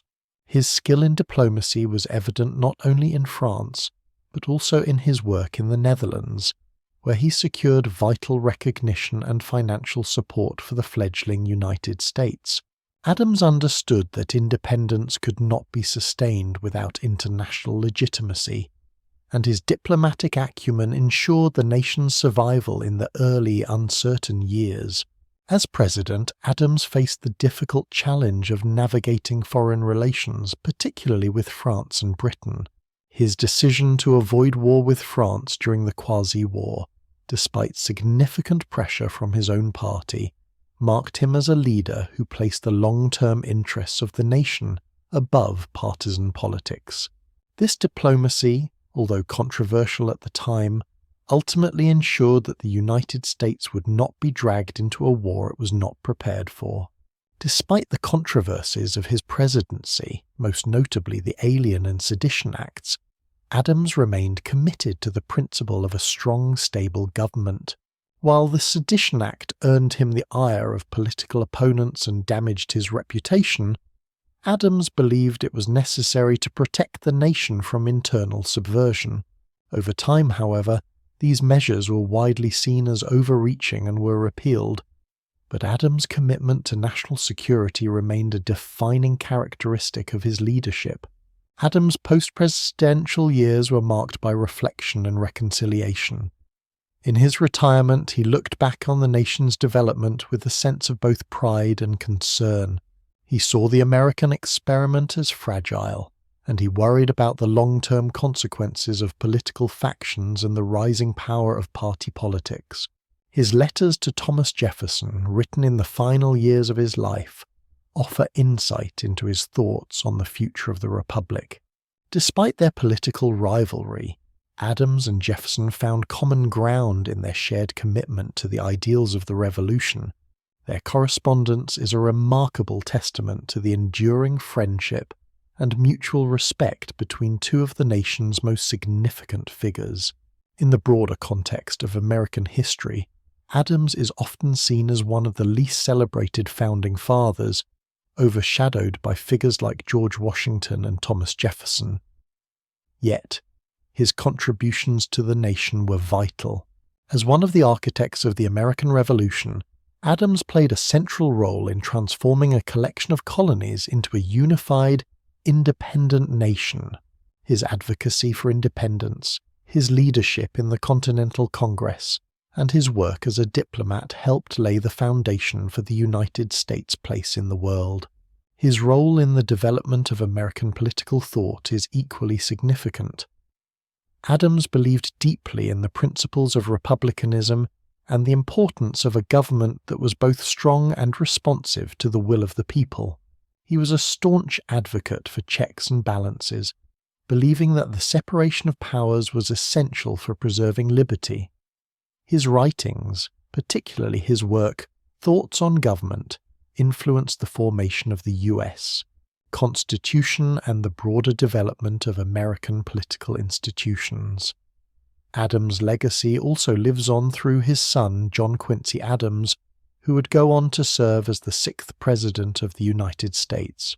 John Quincy Adams' political career, shaped by the values and principles instilled in him by his father, continued the work of building a strong democratic republic.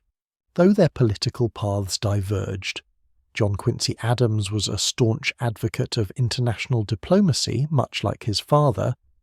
They shared a deep commitment to the principles of freedom and justice. This continuity of vision from father to son is one of the most remarkable aspects of John Adams' legacy. John Adams's legacy is a multifaceted one, shaped by his contributions to the birth of the nation, his philosophy of government, and his tireless dedication to the ideals of liberty and self-governance. His life was one of both triumph and challenge, marked by personal sacrifice, political division, and enduring influence. While his presidency was marked by difficulties, his role in the nation's founding cannot be overstated. As one of the signers of the Declaration of Independence, a key diplomat, and a guiding force in the creation of the Republic, Adams' place in American history is secure. In the years following his death, Adams's legacy continued to evolve. He has come to be recognized as one of the most important founding fathers, though his political career was not without its challenges. Today, his contributions are celebrated for their intellectual rigor, moral clarity, and profound impact on the nation's development. The republic that Adams helped create has grown far beyond the vision of any single individual, but the principles he championed, liberty, republicanism, and the rule of law, remain at the heart of the American experiment. John Adams' role in the birth of American independence was nothing short of transformative. As one of the key figures in the Continental Congress and a tireless advocate for liberty, Adams helped shape the course of the American Revolution. His dedication to the cause of independence was unwavering, and it was through his efforts, whether as a diplomat or as a political leader, that the colonies were able to break free from British rule and establish a new nation based on the principles of self-governance and freedom. At the heart of Adams' political philosophy was the belief that all men should be free, that governments should derive their power from the consent of the governed, and that the rights of individuals should be protected. It was these principles that led Adams to take bold and decisive action when the time came to challenge British authority. From the earliest days of colonial resistance to the British government's policies, Adams was a vocal critic, arguing that the colonies had the right to self-determination and the right to resist British encroachments on their freedoms. One of Adams' most significant contributions to the cause of independence came during the Continental Congress, where he emerged as one of the most outspoken and passionate advocates for breaking ties with Britain. In the spring of 1776, as the conflict between the colonies and Britain escalated, Adams worked tirelessly to rally his fellow delegates in favour of declaring independence. His arguments were not only based on the practical necessity of ending British rule, but also on the moral and philosophical imperatives of independence. He saw the struggle for independence as a fight for the principles of liberty, and he was unyielding in his belief that the colonies must take the step of formal separation. Adams' efforts came at a time when many of his fellow delegates were still reluctant to sever ties with Britain. While the war had already begun, there were still factions within Congress that held out hope for reconciliation with the Crown. It was Adams, alongside other advocates for independence like Thomas Jefferson, Benjamin Franklin and Richard Henry Lee, who helped shift the debate in favour of declaring independence. His persuasive rhetoric and his ability to frame the issue in terms of both practical necessity and moral righteousness helped lay the groundwork for the Declaration of Independence. In the summer of 1776, Adams played an instrumental role in the drafting and adoption of the Declaration. He was a key figure in the committee tasked with writing the document, working alongside Jefferson, Franklin and others to craft a statement that would not only announce the colony's intent to break from Britain, but also lay out the philosophical justification for doing so. Adams' input was critical, and his influence can be seen in the strong language of the Declaration, which boldly asserted the colony's right to self-determination and condemned the British government for its violations of colonial rights.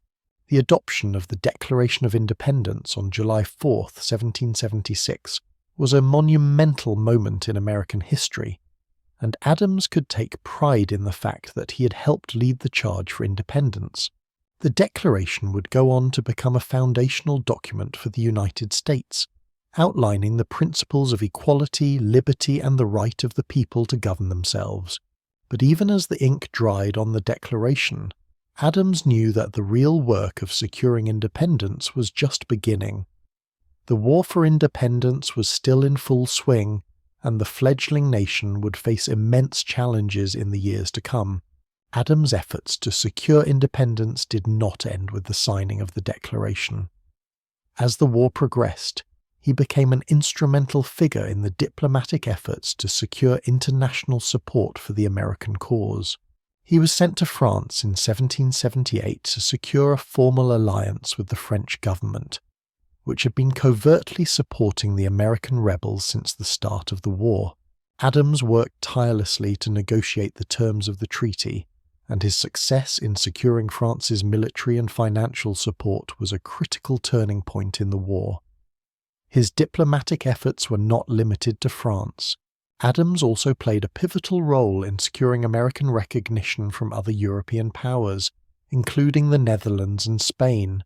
His efforts to establish the United States as a legitimate and sovereign nation on the international stage were crucial to the success of the Revolution. Adams' determination and diplomatic skill helped ensure that the young nation had the resources and support it needed to survive against the might of the British Empire.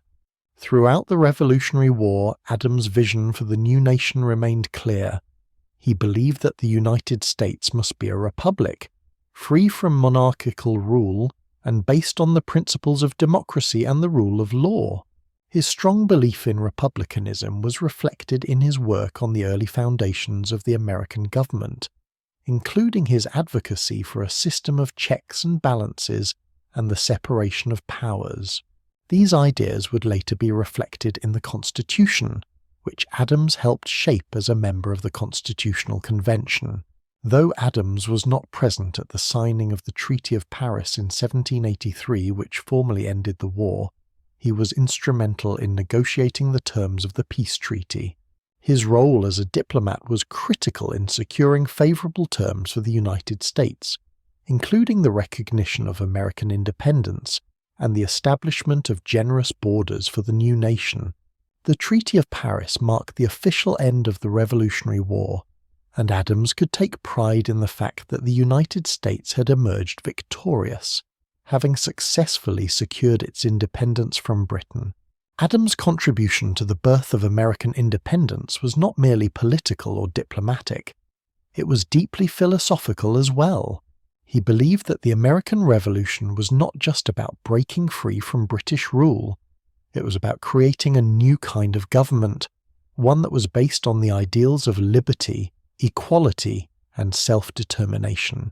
His vision for the nation was grounded in the belief that the people, not a monarch, should hold the power to govern, and he worked tirelessly to ensure that this vision became a reality.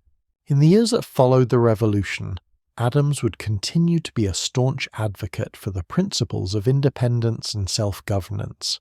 His work on the Constitution, his presidency, and his legacy as a leader of the American Revolution would continue to shape the nation for generations to come. But it was in the moment of declaring independence that Adams' impact on the course of American history was most profoundly felt. As the United States struggled to gain its footing in the aftermath of the Revolutionary War, the task of creating a stable and effective government fell to those who had fought for independence. John Adams, one of the central figures in the formation of the Republic, played a critical role in the early development of the American system of government. Though not present at the Constitutional Convention, Adams' influence was felt in the very structure of the government that emerged, as well as in the principles that would guide the nation for years to come. In the years immediately following the war, the new nation was governed by the Articles of Confederation, a framework that had been hastily adopted during the Revolution. The Articles established a weak central government with little power to tax, regulate commerce, or enforce laws. The result was a nation that struggled to assert itself on the international stage, and one that lacked the cohesion necessary to thrive in a world still dominated by powerful European empires. As the limitations of the Articles became increasingly apparent, the call for a new, stronger central government grew louder. Adams, a lifelong advocate for a robust federal system, was among those who recognized that the new republic needed a government capable of responding to national needs. While Adams did not attend the Constitutional Convention in 1787, his ideas about government and republicanism were central to the debates that took place in Philadelphia. Adams' writings on government, particularly his work Thoughts on Government, had a profound influence on the framers of the U.S. Constitution. In this treatise, written in 1776, Adams laid out his vision for a republican government that would balance the need for strong central authority with the protection of individual rights and liberties. He argued for a government with a clear separation of powers, dividing authority between the executive, legislative, and judicial branches to prevent any one branch from gaining too much power. Adams believed that such a system was necessary to preserve liberty and to prevent the rise of tyranny.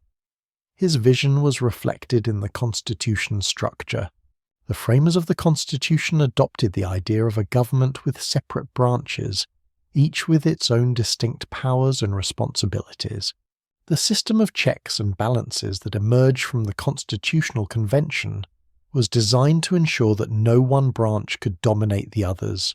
This principle of separation of powers was one of the core ideas that Adams had championed in his writings. Although Adams was not present at the Constitutional Convention, he was an ardent supporter of the document once it was completed. His support for the new Constitution, however, was not without reservations. Adams had always believed in a strong central government, but he was wary of the potential for unchecked executive power. He had seen firsthand the dangers of monarchy, and was determined that the new government would not repeat the mistakes of the past. As a result, Adams advocated for a system that would give the executive branch enough power to govern effectively, but not so much that it could threaten individual liberties. When the Constitution was sent to the states for ratification, Adams was a staunch defender of it.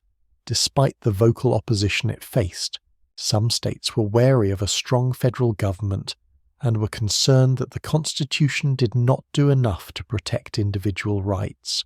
These concerns led to the drafting of the Bill of Rights, which Adams supported, as it was essential for ensuring the protection of personal freedoms and limiting the power of the federal government. As the new government took shape, Adams' role shifted from the realm of theory to the practical realities of governance. In 1789, George Washington, the first President of the United States, appointed Adams as Vice President. Though the office was largely ceremonial, Adams brought to it his years of experience in diplomacy and his deep understanding of the principles behind the Constitution. His role as vice president was largely defined by his responsibility to preside over the Senate, where he cast numerous tie-breaking votes and helped to guide the passage of important legislation. One of the most important acts of Adams' time as vice president was his involvement in the creation of the federal judiciary. In 1789, Congress passed the Judiciary Act, which established the federal court system and defined the jurisdiction of the courts. Adams, who believed in the importance of an independent judiciary, supported the creation of a strong federal judiciary that would serve as a check on the powers of both the executive and legislative branches. His efforts helped to ensure that the judiciary would become an integral part of the American system of government. As vice president, Adams also worked closely with Washington to implement the Constitution and to shape the early policies of the new government. The challenges were numerous. The nation was still reeling from the effects of the war, and there was little agreement on how to address the economic and political issues facing the country. Adams supported Washington's efforts to stabilize the economy, and he played a role in shaping key foreign and domestic policies, particularly as they related to relations with Britain and France. Adams was particularly concerned with the growing divisions between political factions.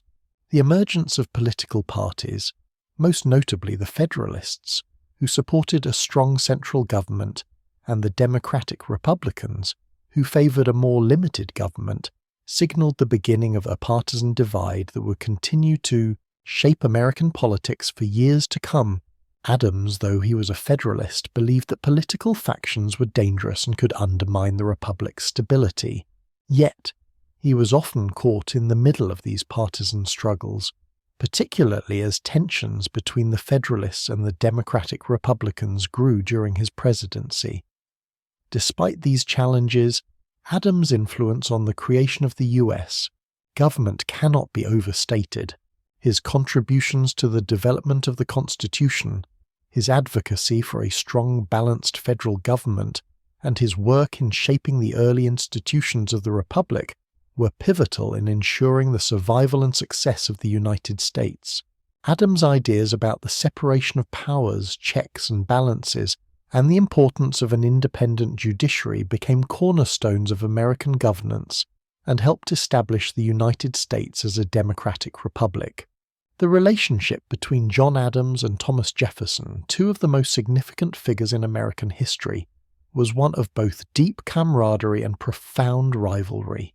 Their political differences were stark, yet their shared commitment to the American Revolution and their mutual respect for the founding ideals of the United States would define their complicated and evolving relationship.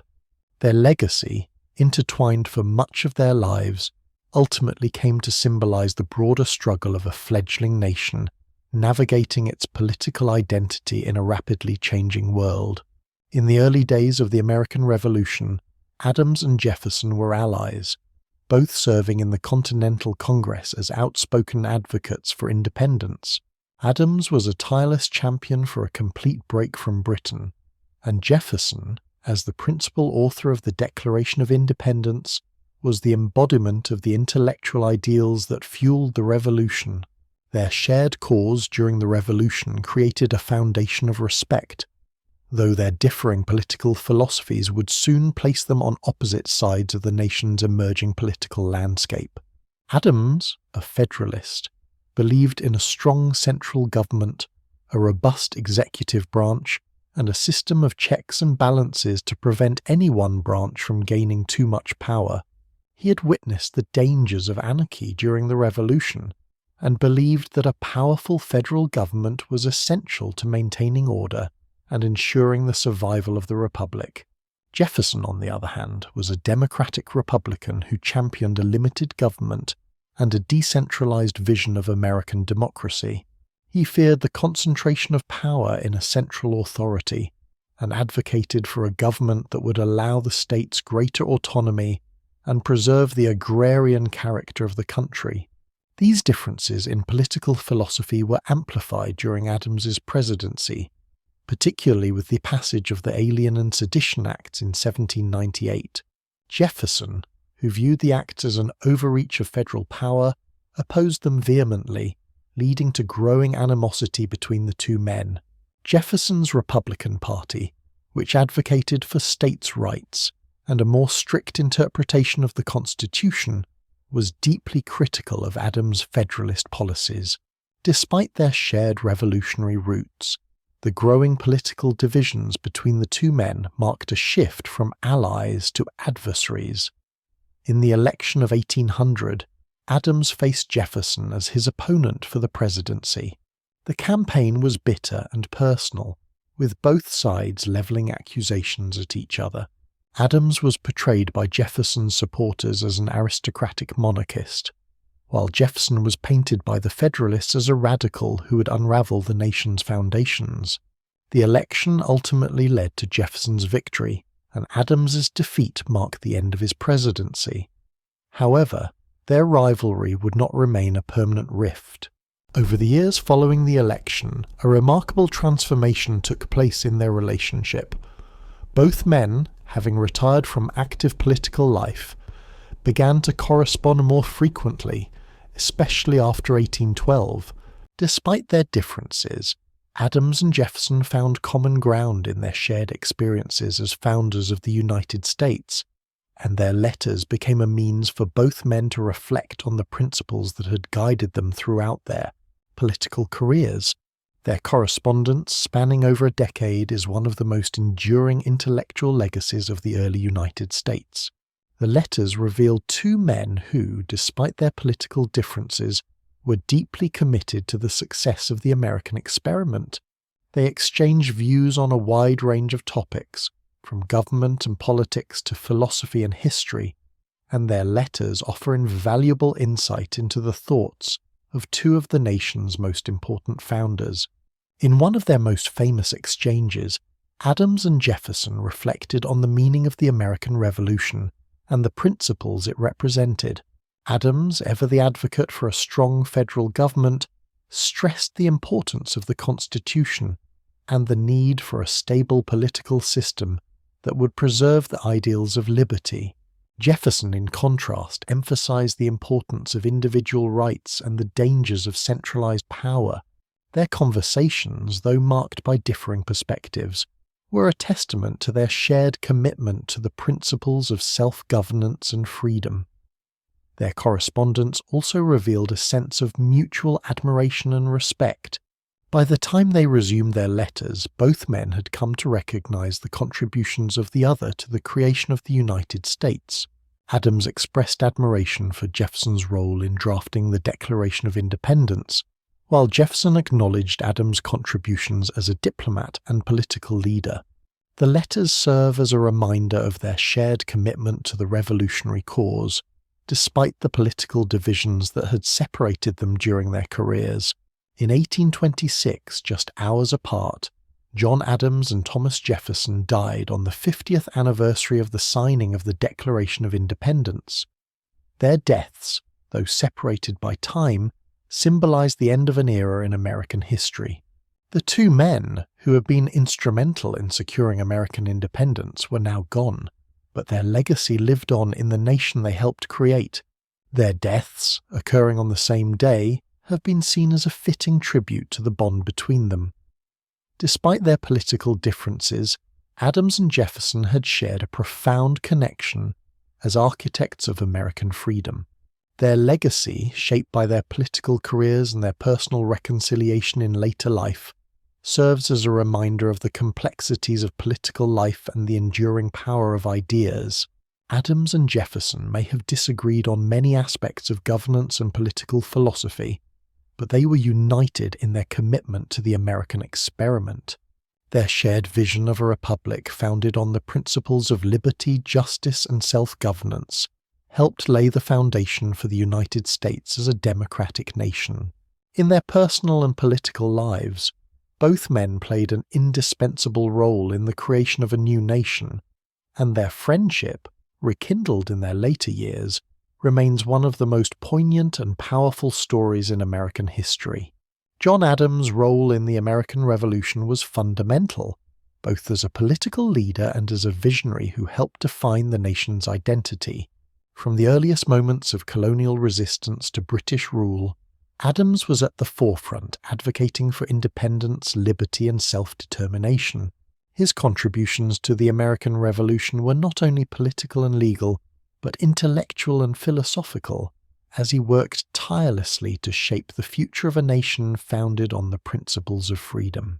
Born into a relatively humble family, Adams' early life did not suggest that he would become one of the key figures in the struggle for independence. Yet from an early age he demonstrated a keen intellect and a commitment to justice that would shape his future. His legal career provided him with a platform to challenge British authority, and by the time the colonies were on the brink of rebellion, Adams was already deeply involved in the political and intellectual movements that would lead to revolution. Adams was not one to shy away from controversy, and his willingness to take a stand made him an important figure in the colonies' growing resistance to British rule. He was one of the first to openly challenge British policies like the Stamp Act and the Townshend Acts, arguing that they were violations of the colonies' rights. Through his writing, particularly his essays, Adams developed a reputation as an articulate defender of colonial rights.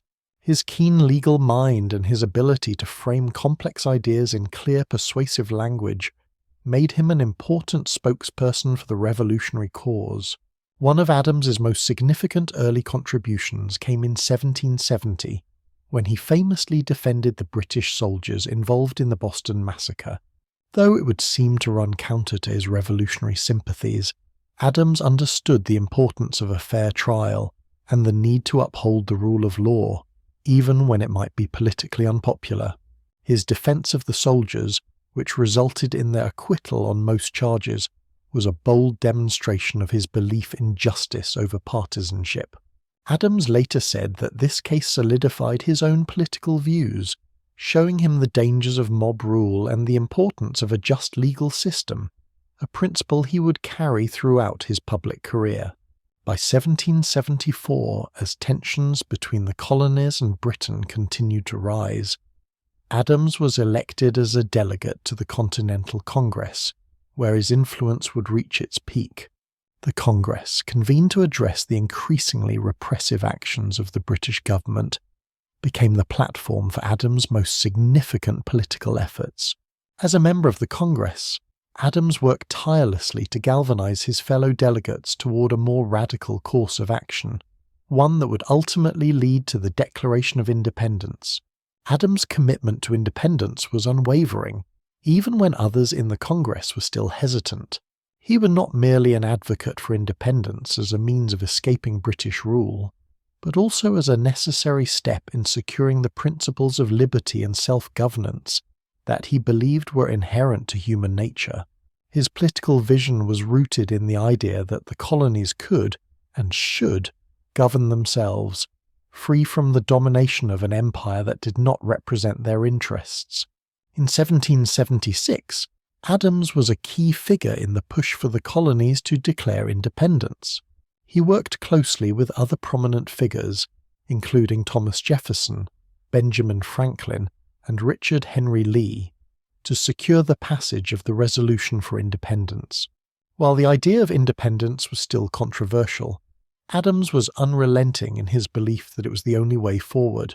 He was one of the strongest advocates for the drafting of the Declaration of Independence, and though he did not write it himself, he played a crucial role in shaping its content and ensuring its passage. Adams's influence extended beyond the Continental Congress. As a diplomat, he was instrumental in securing foreign aid and recognition for the nascent United States. In 1778, he was sent to France to negotiate a treaty of alliance with the French, who had long been a traditional rival of Britain. The alliance was critical to the success of the American Revolution, and Adams' diplomatic efforts helped secure much-needed military and financial support. His work in Europe, particularly in the Netherlands, helped establish the United States as a legitimate and sovereign nation on the world stage. Adams's diplomatic efforts were marked by both persistence and pragmatism. While others might have been more inclined to rely on charm or personal relationships, Adams was determined to secure tangible results. He was often seen as blunt, even brash, in his dealings. But it was this straightforwardness that won him the respect of foreign leaders and helped secure the resources necessary for the American cause. The revolution, however, was not without its challenges. As political leader, Adams was deeply concerned with the future of the new nation. He was one of the earliest advocates for the creation of a strong central government, and he feared that the lack of such a government would lead to anarchy and disarray. Adams' vision for the nation was rooted in the belief that a strong federal government was necessary to preserve order and protect the liberties the revolution had fought for. This would later be reflected in his contributions to the drafting of the US Constitution, though his more centralized views would put him at odds with others, particularly Thomas Jefferson and the Democratic Republicans. After the war, Adams continued to serve in key diplomatic roles, helping negotiate the Treaty of Paris in 1783, which officially ended the conflict and secured American independence. In his later years as president, Adams worked to strengthen the young nation's government, though his presidency was marked by contentious debates over foreign policy, particularly with France and Britain. Nevertheless, his leadership during the early years of the Republic was pivotal in ensuring the survival and success of the United States. John Adams' contributions to the American Revolution were not merely those of a political leader, but also a philosopher of liberty.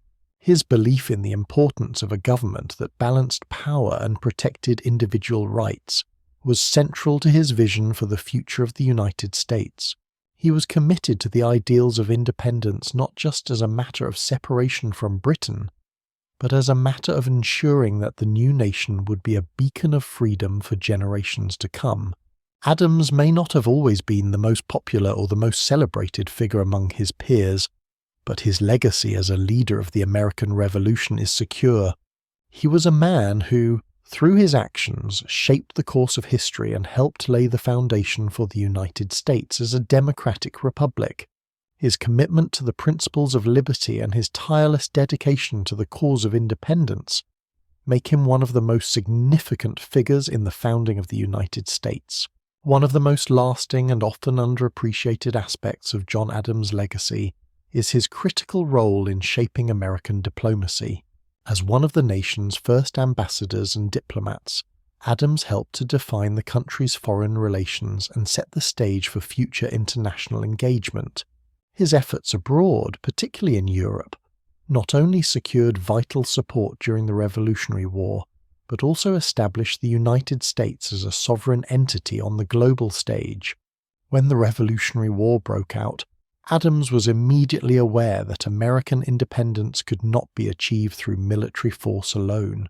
A crucial component of the revolution was the recognition and support of foreign powers, especially European nations like France, Spain, and the Netherlands. Adams understood that to gain the necessary resources, alliances, and legitimacy, the United States would need to establish formal diplomatic relations. This foresight would guide much of his career, as he spent considerable time abroad working to ensure that the fledgling nation was recognized and supported. In 1778, Adams was appointed as one of the first American diplomats to France, where he joined Benjamin Franklin in negotiating a crucial alliance with the French. Although Franklin had been in Paris for some time and was well liked by the French elite, Adams's role in securing the alliance was just as pivotal. Adams worked relentlessly, using his strong will and sense of duty to ensure that the French would not only provide military assistance to the United States, but also recognize the colonies as a legitimate government. Though Franklin's personal charm and diplomatic finesse won many French hearts, Adams had a different approach, more direct and at times blunt, but effective. He was steadfast in ensuring that American interest came first, sometimes to the frustration of his peers. For example, Adams argued for a treaty that would guarantee American independence, rather than merely an alliance for the duration of the war. In a time when the French were still uncertain about the war's outcome, Adams' insistence on solidifying long-term terms was critical. His diplomatic efforts helped secure French military support, which turned the tide of the war and played a key role in achieving American independence. Beyond his diplomatic work in France, Adams also served in the Netherlands, where his mission was to secure loans and establish formal recognition of the United States as an independent nation. His time in the Netherlands proved equally vital, as he succeeded in negotiating loans that would help stabilize the American economy and ensure the success of the war effort. These loans were crucial in a time when the fledgling government was struggling to finance its military operations, and Adams' work helped solidify the financial stability necessary for the Republic's survival. Perhaps most significantly, Adams's work in Europe laid the groundwork for the eventual recognition of the United States as a sovereign nation by other global powers. Through his persistence and diplomatic acumen, he helped to secure recognition from the Netherlands and eventually from Britain itself. His success in negotiating the Treaty of Paris in 1783, which officially ended the Revolutionary War, marked a definitive moment in American diplomacy. Adams was a central figure in the treaty negotiations, securing not only peace with Britain, but also the establishment of generous borders for the new republic. The treaty, which was signed by Adams, Franklin, and John Jay, officially recognized the United States as an independent nation, ensuring its place on the world stage. Adams's diplomacy was not limited to wartime concerns. After the war, his diplomatic efforts were integral to shaping the future of the United States. As the nation began to assert itself in international politics, Adams continued to work tirelessly to protect American interests abroad. His work helped to secure American trade relationships, particularly with Britain, as well as with Spain and other European powers. Through these diplomatic efforts, Adams helped to build the foundation for the United States' future foreign policy, advocating for neutrality and independence from the entanglements of European wars and alliances. His time in Europe also provided Adams with a unique perspective on the complexities of international relations. While many American leaders were focused on the internal challenges of building a new nation, Adams saw the importance of forging strong international relationships to ensure the country's security and economic prosperity. His diplomatic efforts, particularly his ability to navigate the delicate politics of European powers, earned him respect among foreign diplomats and helped to establish the United States as a legitimate actor on the global stage. Upon his return to America, Adams continued to serve the country in various diplomatic capacities, including as the nation's first ambassador to Great Britain. During this time, Adams sought to smooth relations between the United States and Britain, whose imperial ambitions were still keenly felt. Adams' pragmatism, along with his steadfast commitment to securing American interests, helped to lay the foundation for the future of US-British relations, even amid ongoing tensions. As president, Adams's diplomatic experience played a central role in his decision-making.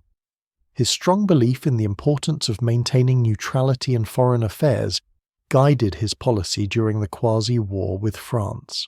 Adams, unlike many of his Federalist colleagues, refused to be drawn into a full-scale war with France, opting instead for diplomacy. His ability to resist the pressures of his party to escalate the conflict was rooted in the lessons he had learned through his diplomatic experience. He knew that war would be disastrous for the young republic, which was still struggling to establish itself economically and politically. John Adams' career as a diplomat was one of immense significance in the shaping of American foreign policy. His diplomatic efforts not only helped secure independence, but also set the stage for the United States to become a respected and independent nation on the world stage. Adams' diplomatic acumen, his persistence in securing American interests, and his willingness to challenge both allies and adversaries for the good of the Republic cemented his role as a key figure in the development of American diplomacy. Though his approach was often unpolished and blunt compared to some of his peers, Adams' diplomatic legacy is a testament to his unwavering dedication to the principles of independence and self-governance. His work in Europe helped to secure the financial and military resources that were vital to the success of the revolution, and his post-revolutionary diplomatic efforts helped to establish the United States as an equal among the world's powers. His leadership in this field, while sometimes overlooked, was essential in ensuring that the United States would endure and thrive as a sovereign nation. John Adams played a pivotal role in shaping the philosophical and intellectual foundations of American political thought. His beliefs about government, liberty, and the role of the individual in society helped lay the groundwork for the Constitution and the development of the American political system. His writings, speeches, and actions provide a window into the ideas that guided the early formation of the United States, offering insight into the challenges and opportunities faced by the nation as it began to define its identity. One of Adams' most significant contributions to American political thought was his advocacy for a system of government that balanced the need for a strong central authority with the protection of individual liberties.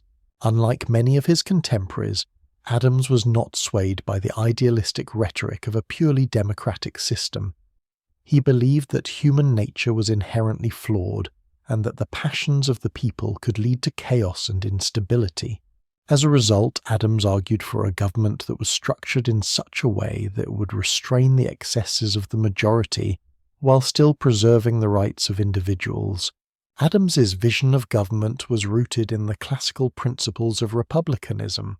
He was deeply influenced by the works of philosophers like Aristotle, Cicero, and Montesquieu, who emphasized the importance of virtue, the rule of law, and the need for a mixed government that would blend the best elements of democracy, aristocracy, and monarchy. He saw the dangers of both unchecked democracy, which could lead to mob rule, and monarchy, which could result in tyranny. For Adams, the ideal system was one that combined the elements of popular sovereignty with the wisdom and stability provided by the elite, ensuring that the government would be both representative and accountable. In his seminal work Thoughts on Government, written in 1776, Adams outlined his vision for the American political system. He argued that the ideal government would be based on a constitution that separated powers into three distinct branches: the executive, the legislative, and the judiciary. This separation of powers, Adams believed, would ensure that no one branch could become too powerful and would protect against the concentration of authority in any one individual or group. He also advocated for a bicameral legislature, with one house representing the people directly, and the other serving as a check on their impulses and passions. Adams' belief in the importance of a balanced government was reflected in the structure of the United States Constitution, which incorporated many of his ideas. The framers of the Constitution, influenced by Adams's writings and political thought, designed a government that featured a separation of powers and a system of checks and balances to prevent the rise of tyranny. The Constitution created a strong executive branch, a bicameral legislature, and an independent judiciary, all elements that Adams had argued for in his writings. While Adams was an advocate for a strong central government, he was also deeply concerned with the protection of individual rights. He believed that liberty could only be preserved in a system where the government was limited by a constitution and where the rights of individuals were protected by law. He argued for a government that would safeguard the natural rights of its citizens, life, liberty, and property, while still providing the stability and order necessary for society to function.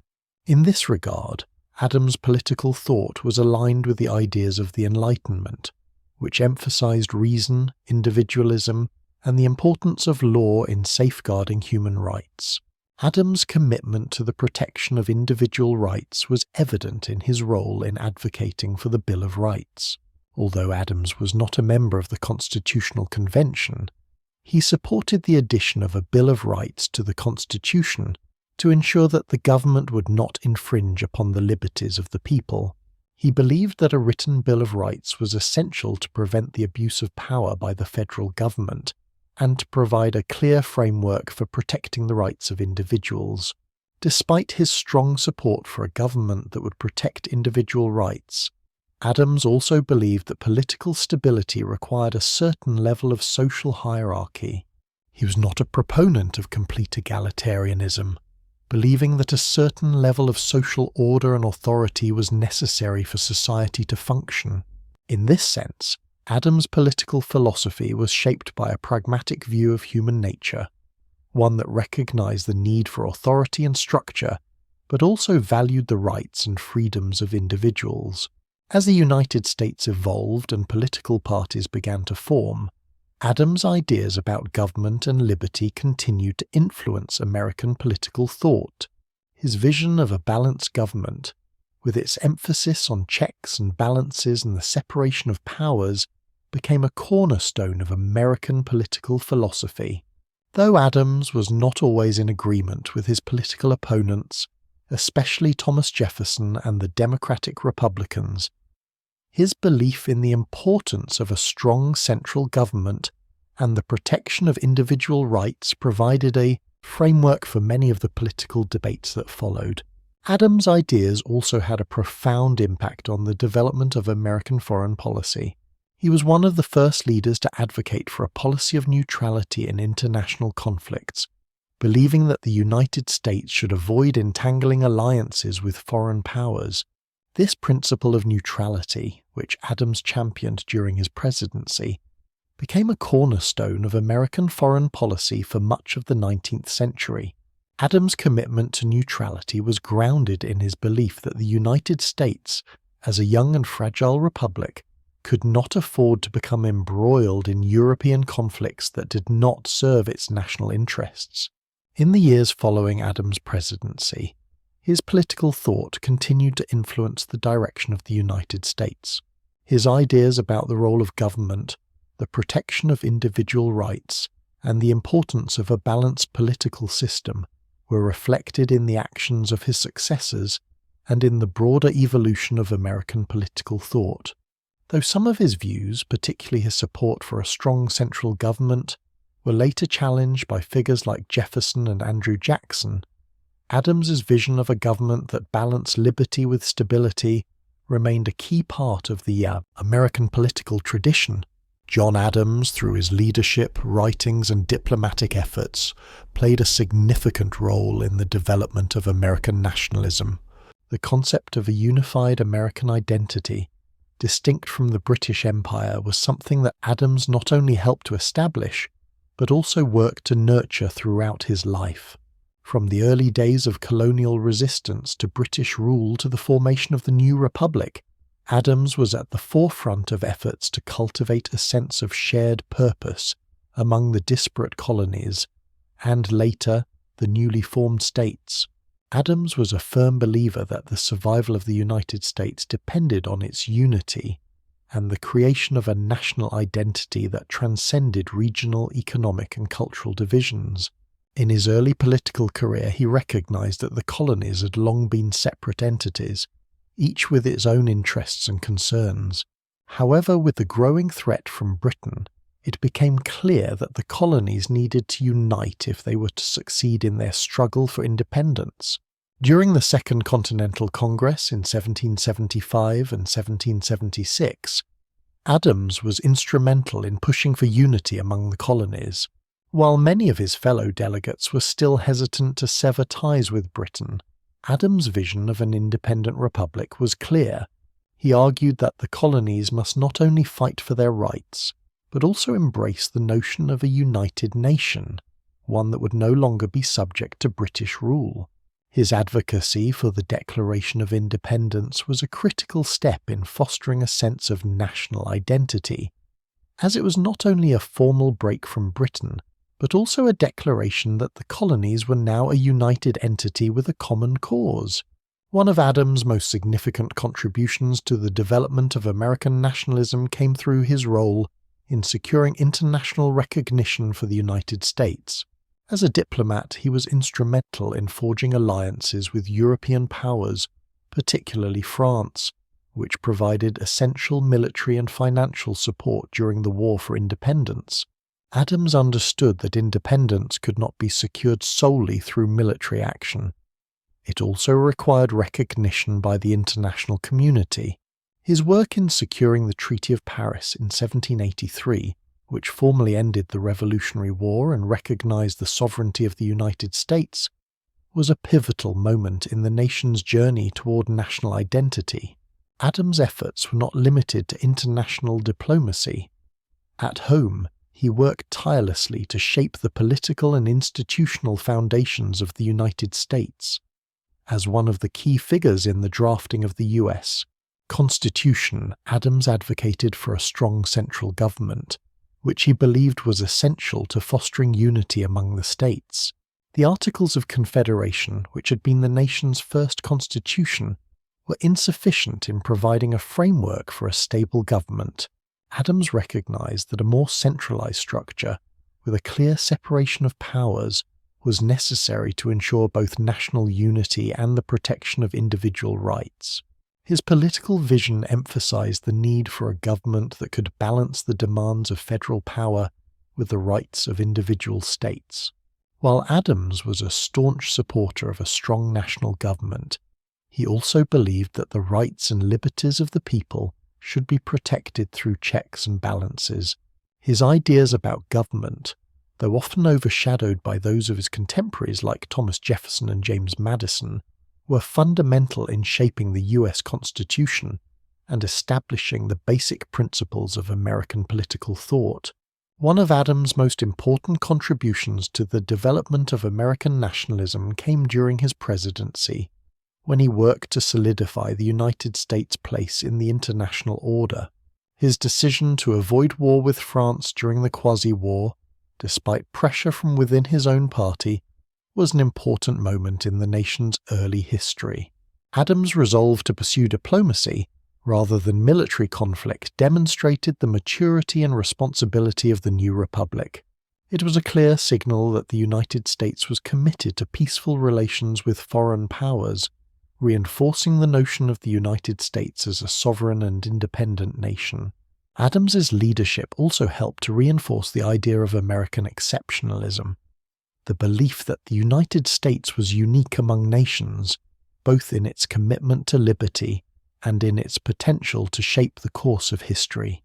His speeches, writings, and actions consistently reflected his belief that the United States had a special role to play in the world. He saw the nation as a beacon of hope for oppressed peoples, a model of self-government that could inspire others to break free from tyranny and establish their own republics. While Adams's vision of American nationalism was not without its challenges, particularly in the face of growing political divisions between the Federalists and the Democratic Republicans, his commitment to national unity remained a constant throughout his life. He was acutely aware of the dangers of factionalism and regionalism, which could undermine the strength of the Republic. He saw these divisions as threats to the unity of the nation, and worked throughout his career to promote a sense of national identity that would transcend party politics and regional differences. Adams' own vision of nationalism was rooted in the values of the American Revolution: liberty, equality, and self-determination. He believed that the United States had a unique opportunity to establish a new kind of government, one that was based on the consent of the governed and the protection of individual rights. His work to secure independence, create a stable government, and foster national unity was essential to the emergence of the United States as a respected and influential nation. Though his presidency was marked by political division and the rise of partisan factions, Adams' commitment to the long-term health of the nation never wavered. He continued to advocate for a strong central government, even as he faced opposition from within his own party. His vision of a united, sovereign nation, committed to the principles of liberty and self-governance, became a touchstone for future generations of American leaders. In the years following his presidency, Adams remained an influential figure in American politics. His letters, particularly those exchanged with Thomas Jefferson, provide valuable insight into his thoughts on the future of the Republic and the challenges it faced. These letters, full of reflection and intellectual engagement, offer a window into the mind of one of the nation's most significant founding fathers. They also demonstrate the deep sense of nationalism that Adams held as he continued to reflect on the promise of the American experiment. John Adams is remembered as one of the most principled and steadfast figures in American history. His life was defined by an unshakable commitment to his values, even when those values were unpopular or put him at odds with his peers. Throughout his political career, Adams remained dedicated to the ideals of liberty, justice, and republicanism, even when it was not politically expedient.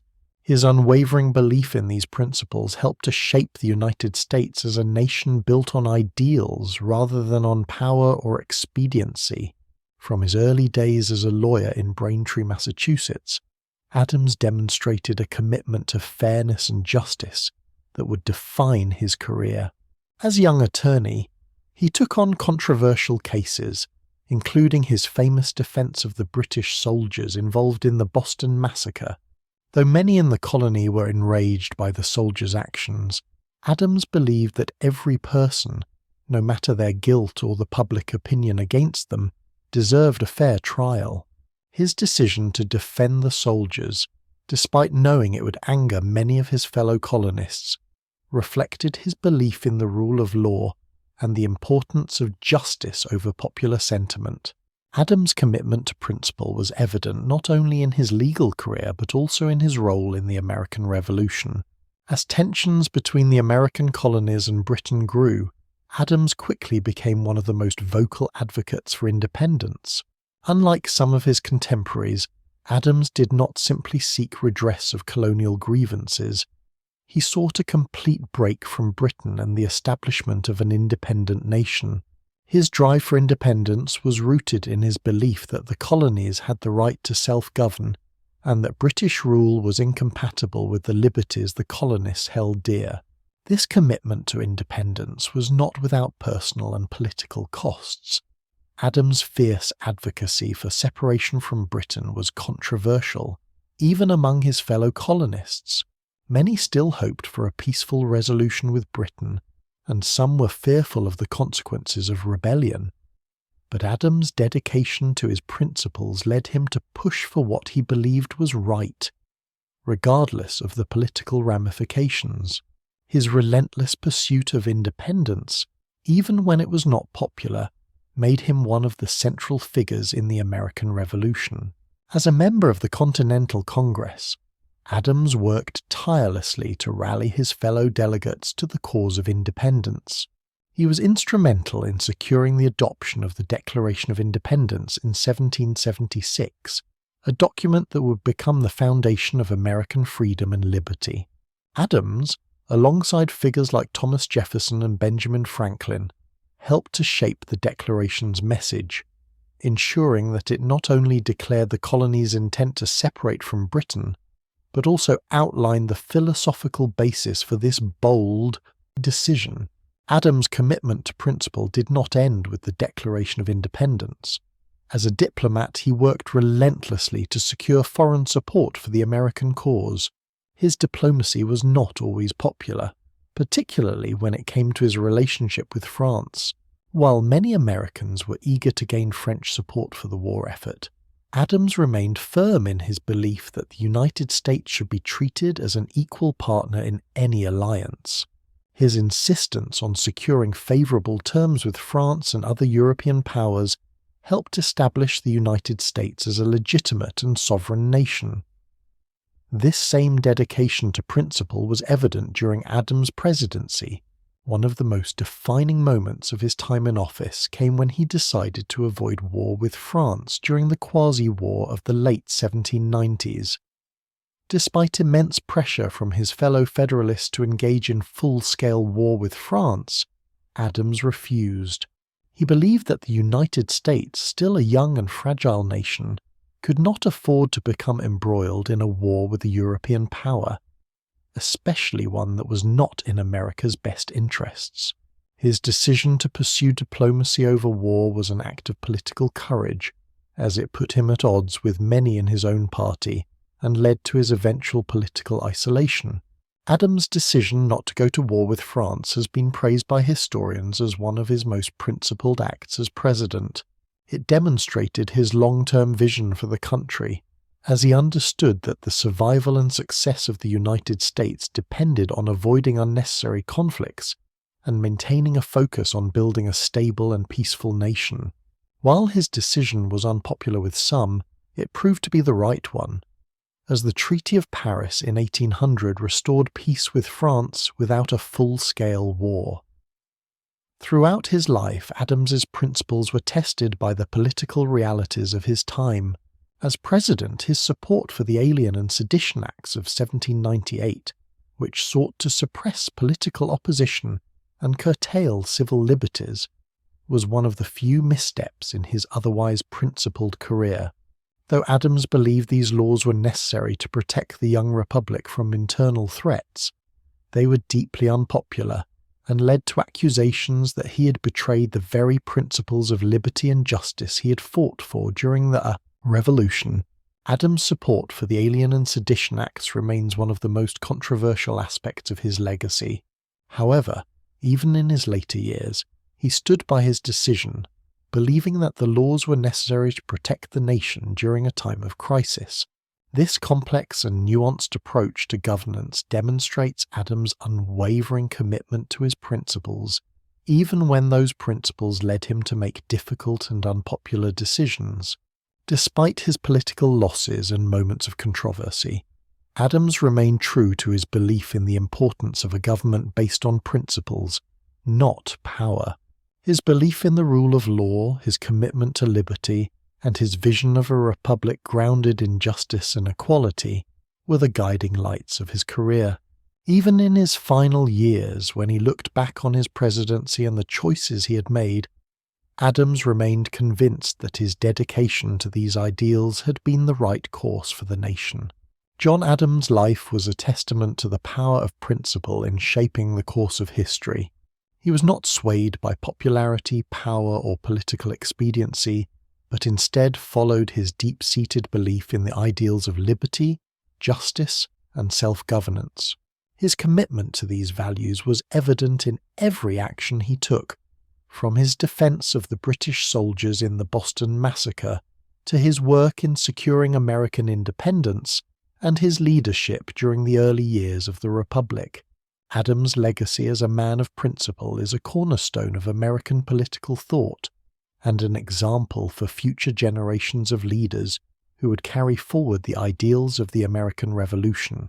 John Adams' later years were marked by a quiet, reflective retreat from the political stage.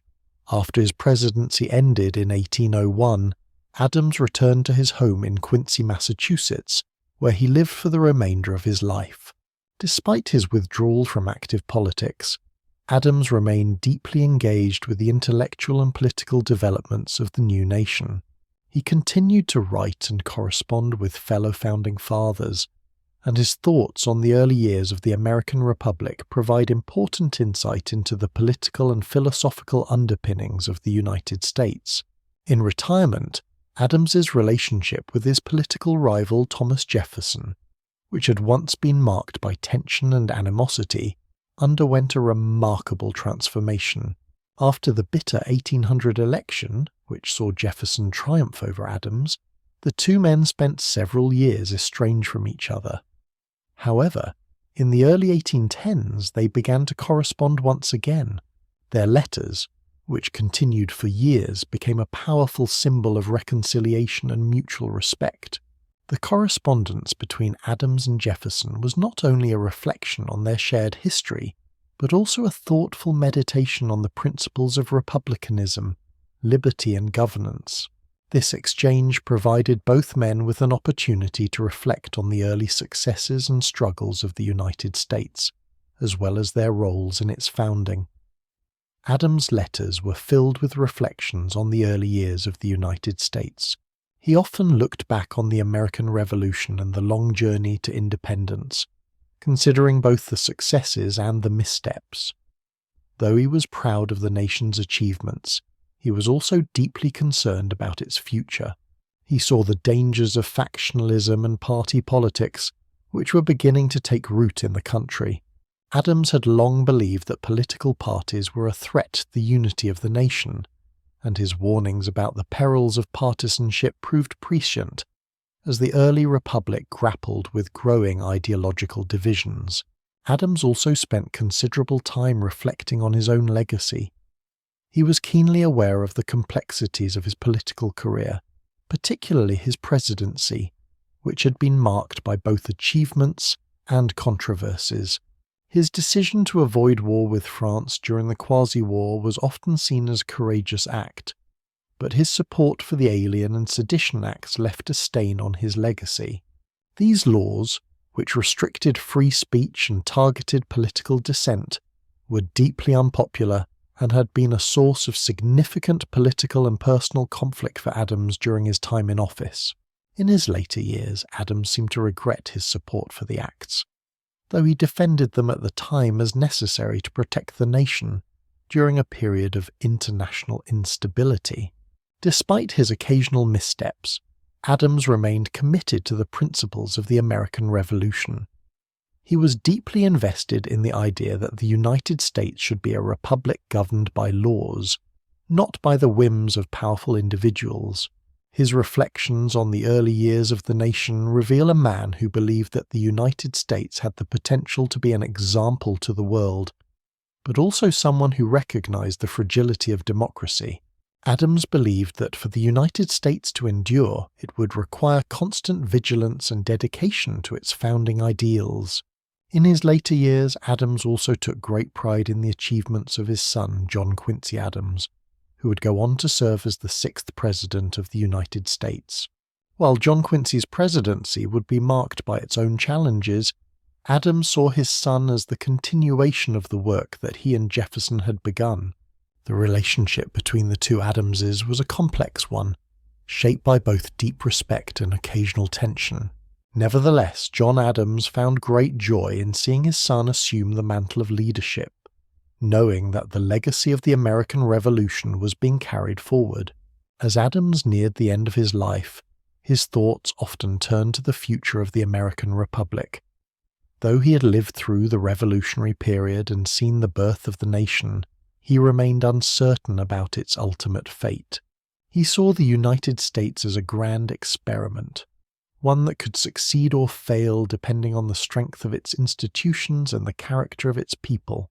Adams' final years were filled with a sense of quiet reflection as he considered the weight of his contributions to the creation of the nation and the role he had played in its early development. On July 4, 1826, the 50th anniversary of the signing of the Declaration of Independence, John Adams passed away. His death, occurring just hours after that of Thomas Jefferson, was symbolic of the bond between the two men and the passing of an era in American history. Their deaths on the same day as the nation celebrated its half-century of independence seemed almost fated. Adams had lived to see the country he helped to create flourish, though he remained deeply concerned about the challenges it would face in the future. In the years following his death, Adams's legacy grew in stature. Though he was often overshadowed by figures like George Washington and Thomas Jefferson during his lifetime, his contributions to the founding of the United States became more fully appreciated. As one of the architects of American independence, Adams' role in shaping the nation's political institutions and its commitment to liberty and self-governance was indispensable. His vision for the United States, one grounded in the principles of republicanism and the rule of law, continues to resonate in the nation's political life today. Adams' life was marked by a commitment to principle, a belief in the power of ideas, and a deep love for the American Republic. Though he faced political setbacks and controversies, his dedication to the cause of liberty never wavered. His reflections on the early years of the United States, along with his writings and correspondence, continue to provide valuable insights into the challenges faced by the nation's founders and the principles that would guide the Republic for centuries to come. John Adams' influence on American democracy is profound and lasting. His philosophical beliefs about government, his tireless advocacy for independence, and his unwavering commitment to the rule of law and liberty helped shape the fundamental principles that still guide the United States today. Though his presidency was marked by political division and challenges, his contributions to the nation's founding, both as a statesman and intellectual, played a pivotal role in defining the American Republic. At the heart of Adams' political thought was a belief in the importance of republicanism, the idea that a government should be based on the consent of the governed and should protect the rights and liberties of its citizens. Unlike many of his contemporaries who feared a strong central government, Adams believed that a balanced and structured government was essential for the preservation of liberty. He understood the dangers of anarchy, mob rule, and the concentration of power in a single branch of government. His vision for the United States was one of a republic that balanced the power of the people with the necessity of order, stability, and justice. Adams' vision for government was rooted in the principles of the Enlightenment. He believed that reason, not tradition or divine right, should be the guiding force behind governance. His writings on government, especially his work Thoughts on Government, reflected his deep belief in the necessity of a system that divided power across different branches of government. He advocated for a government that would check and balance itself, ensuring that no one branch or individual could amass too much power. This idea was deeply influential in the drafting of the U.S. Constitution, which adopted Adams' framework for a separation of powers. Perhaps one of Adams' most important contributions to American democracy was his role in the creation of the U.S. Constitution. Though he was not present at the Constitutional Convention of 1787, his ideas about government and the separation of powers were foundational to the document. Adams' insistence on a system that combined elements of democracy, aristocracy, and monarchy provided the intellectual framework for the balanced government that the framers of the Constitution sought to create. His belief in a bicameral legislature and a strong executive branch was reflected in the final structure of the U.S. government. The Constitution, in many ways, was a reflection of Adams' vision for the United States. A republic that protected individual liberties, a government that was both strong and limited, and a system that could adapt to the challenges of a growing nation. Adams' commitment to republicanism and his unwavering belief in the principles of checks and balances helped to ensure that the new government would be both effective and just. Adams's influence on American democracy extended beyond his ideas about government structure. He was also a passionate advocate for the protection of individual rights and freedoms. His role in the drafting of the Bill of Rights, which guaranteed the fundamental freedoms of speech, religion, and assembly, was a crucial moment in American political history. Adams believed that these rights were not granted by the government but were inherent to every individual. His commitment to these ideals helped to ensure that the United States would be a nation in which personal liberty was protected by law. One of the defining characteristics of Adams' legacy is his understanding of the fragility of democracy. He was acutely aware of the dangers posed by political factionalism and the potential for democratic governments to descend into chaos. While Adams believed in the importance of popular sovereignty and the rule of law, he also saw the dangers of unrestrained democracy. He warned against the rise of political parties, believing that they could divide the nation and weaken its ability to function effectively. His warnings about the dangers of partisan politics were prescient, as the early United States was soon divided into the Federalist and Democratic Republican factions. Adams' concern for the future of American democracy was not simply theoretical, it was also practical. As president, he faced the challenge of navigating a deeply divided nation, one in which political factions were already beginning to form. He worked to build a government that was capable of withstanding internal divisions and external pressures. His decision to avoid war with France during the Quasi-War, despite strong pressure from within his own party, was a clear example of his commitment to long-term stability over short-term political gains. By pursuing diplomacy instead of war, Adams helped to prevent the United States from being drawn into a conflict that would have undermined the fragile republic. Even in his later years, Adams remained deeply engaged with the political life of the nation. His correspondence with Thomas Jefferson, which spanned decades, provides valuable insight into his thoughts on the future of the United States. In their letters, Adams and Jefferson reflected on the successes and failures of the American experiment and discussed the challenges the nation would face in the years to come. Despite their political differences, Adams and Jefferson shared a common vision for the United States. A republic that was governed by law, protected individual rights, and maintained a commitment to the principles of liberty. Adams' legacy also lives on through his family, particularly his son, John Quincy Adams, who would go on to become the 6th President of the United States. John Quincy's presidency, though marked by its own challenges, reflected the values and principles instilled in him by his father. The continuity of the Adams family's influence on American politics is a testament to the lasting impact of John Adams' ideas.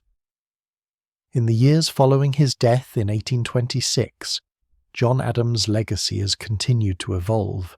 While he may not have been as widely celebrated as figures like George Washington or Thomas Jefferson, his contributions to the founding of the United States are undeniable. Adams was one of the architects of American independence, and his ideas about government and democracy helped to shape the nation's political institutions. His vision of a republic that balanced the power of the people with the need for order and stability continues to influence American political thought to this day. As we reach the end of this journey through the life of John Adams, it becomes clear that his contributions to the founding of the United States are immeasurable. Adams was a man who dedicated his life to the principles of liberty, justice, and self-governance. He was not only a statesman and diplomat, but also an intellectual force whose vision helped to shape the future of the American Republic. His unwavering commitment to independence, his tireless advocacy for the rule of law, and his deep belief in the potential of the United States to be a beacon of freedom in the world remain central to his legacy. Adams' life was marked by both triumph and challenge, but through it all he remained steadfast in his principles. As a member of the Continental Congress, he was one of the earliest and most vocal advocates for independence. His bold vision for a united nation free from British rule was crucial in moving the colonies toward declaring independence, and his advocacy for the Declaration of Independence ensured that the colonies' break from Britain was both a practical and philosophical necessity. Adams was not just a revolutionary in action, but a revolutionary in thought, committed to the idea that the American experiment could be a model for the world. His role in the diplomacy that secured American independence is equally significant. As a key figure in securing alliances with France and negotiating the Treaty of Paris in 1783, Adams was instrumental in ensuring that the new republic could survive in a world of powerful European empires. Through his tireless efforts abroad, Adams helped establish the United States as a sovereign and respected nation. His diplomatic acumen, though often blunt and unpolished, was essential to the survival of the new nation during its most vulnerable years. In the post-revolutionary years, Adams continued to play a crucial role in shaping the United States political landscape. Though his presidency was marked by division and controversy, particularly regarding his decision to avoid war with France and his support for the Alien and Sedition Acts, his vision for a balanced government and his commitment to national unity were vital in laying the foundation for the future of the Republic. Adams understood that the survival of the United States depended on its ability to form a stable government that would protect individual liberties while maintaining order and unity. His influence on the US Constitution cannot be overstated. Adams' writings, particularly thoughts on government, helped shape the structure of the American government. His advocacy for the separation of powers and the creation of a strong central government, balanced with protections for individual rights, became central principles in the framing of the Constitution. His vision of a republic with checks and balances continues to be a guiding principle in American governance. Perhaps one of the most enduring aspects of Adams' legacy is his commitment to republicanism, the belief that government should be based on the consent of the governed and should protect the rights and liberties of its citizens. His dedication to these ideals, even when they were unpopular or politically inconvenient, set him apart as a statesman of principle. His belief in the potential of the United States as a republic based on laws, rather than the whims of powerful individuals or factions, was central to the development of American political thought. Adams' relationship with Thomas Jefferson, once marked by political rivalry and tension, evolved into a deep friendship in their later years. Their correspondence became a reflection on the successes and failures of the American Revolution, as well as a thoughtful meditation on the future of the United States. The intellectual exchange between the two men, despite their differences, demonstrates the ability of Adams to put aside political animosity in favor of reflecting on the broader principles that had shaped their lives. In his later years, Adams lived quietly in Quincy, Massachusetts, often reflecting on his place in history and the future of the country. He was proud of the achievements of the United States, but remained deeply concerned about the challenges the nation would face as it grew. His warnings about the dangers of factionalism and the rise of political parties remain relevant today, serving as a reminder that the strength of the Republic depends on its commitment to the rule of law and the protection of individual liberties. John Adams's legacy is one of dedication, perseverance, and principle. He helped to lay the foundations for the United States as a nation governed by law, not by the whims of rulers or factions. His role in securing independence, creating a stable government, and advocating for the principles of republicanism has left an indelible mark on American history. His life and legacy continue to inspire those who believe in the promise of liberty, justice, and self-governance. As we conclude our journey through John Adams' life, we're reminded that his contributions to the United States were not just political or diplomatic, but intellectual and philosophical. Adams was a man who believed in the power of ideas to shape the course of history, and his commitment to the principles of the American Revolution continues to influence the United States to this day.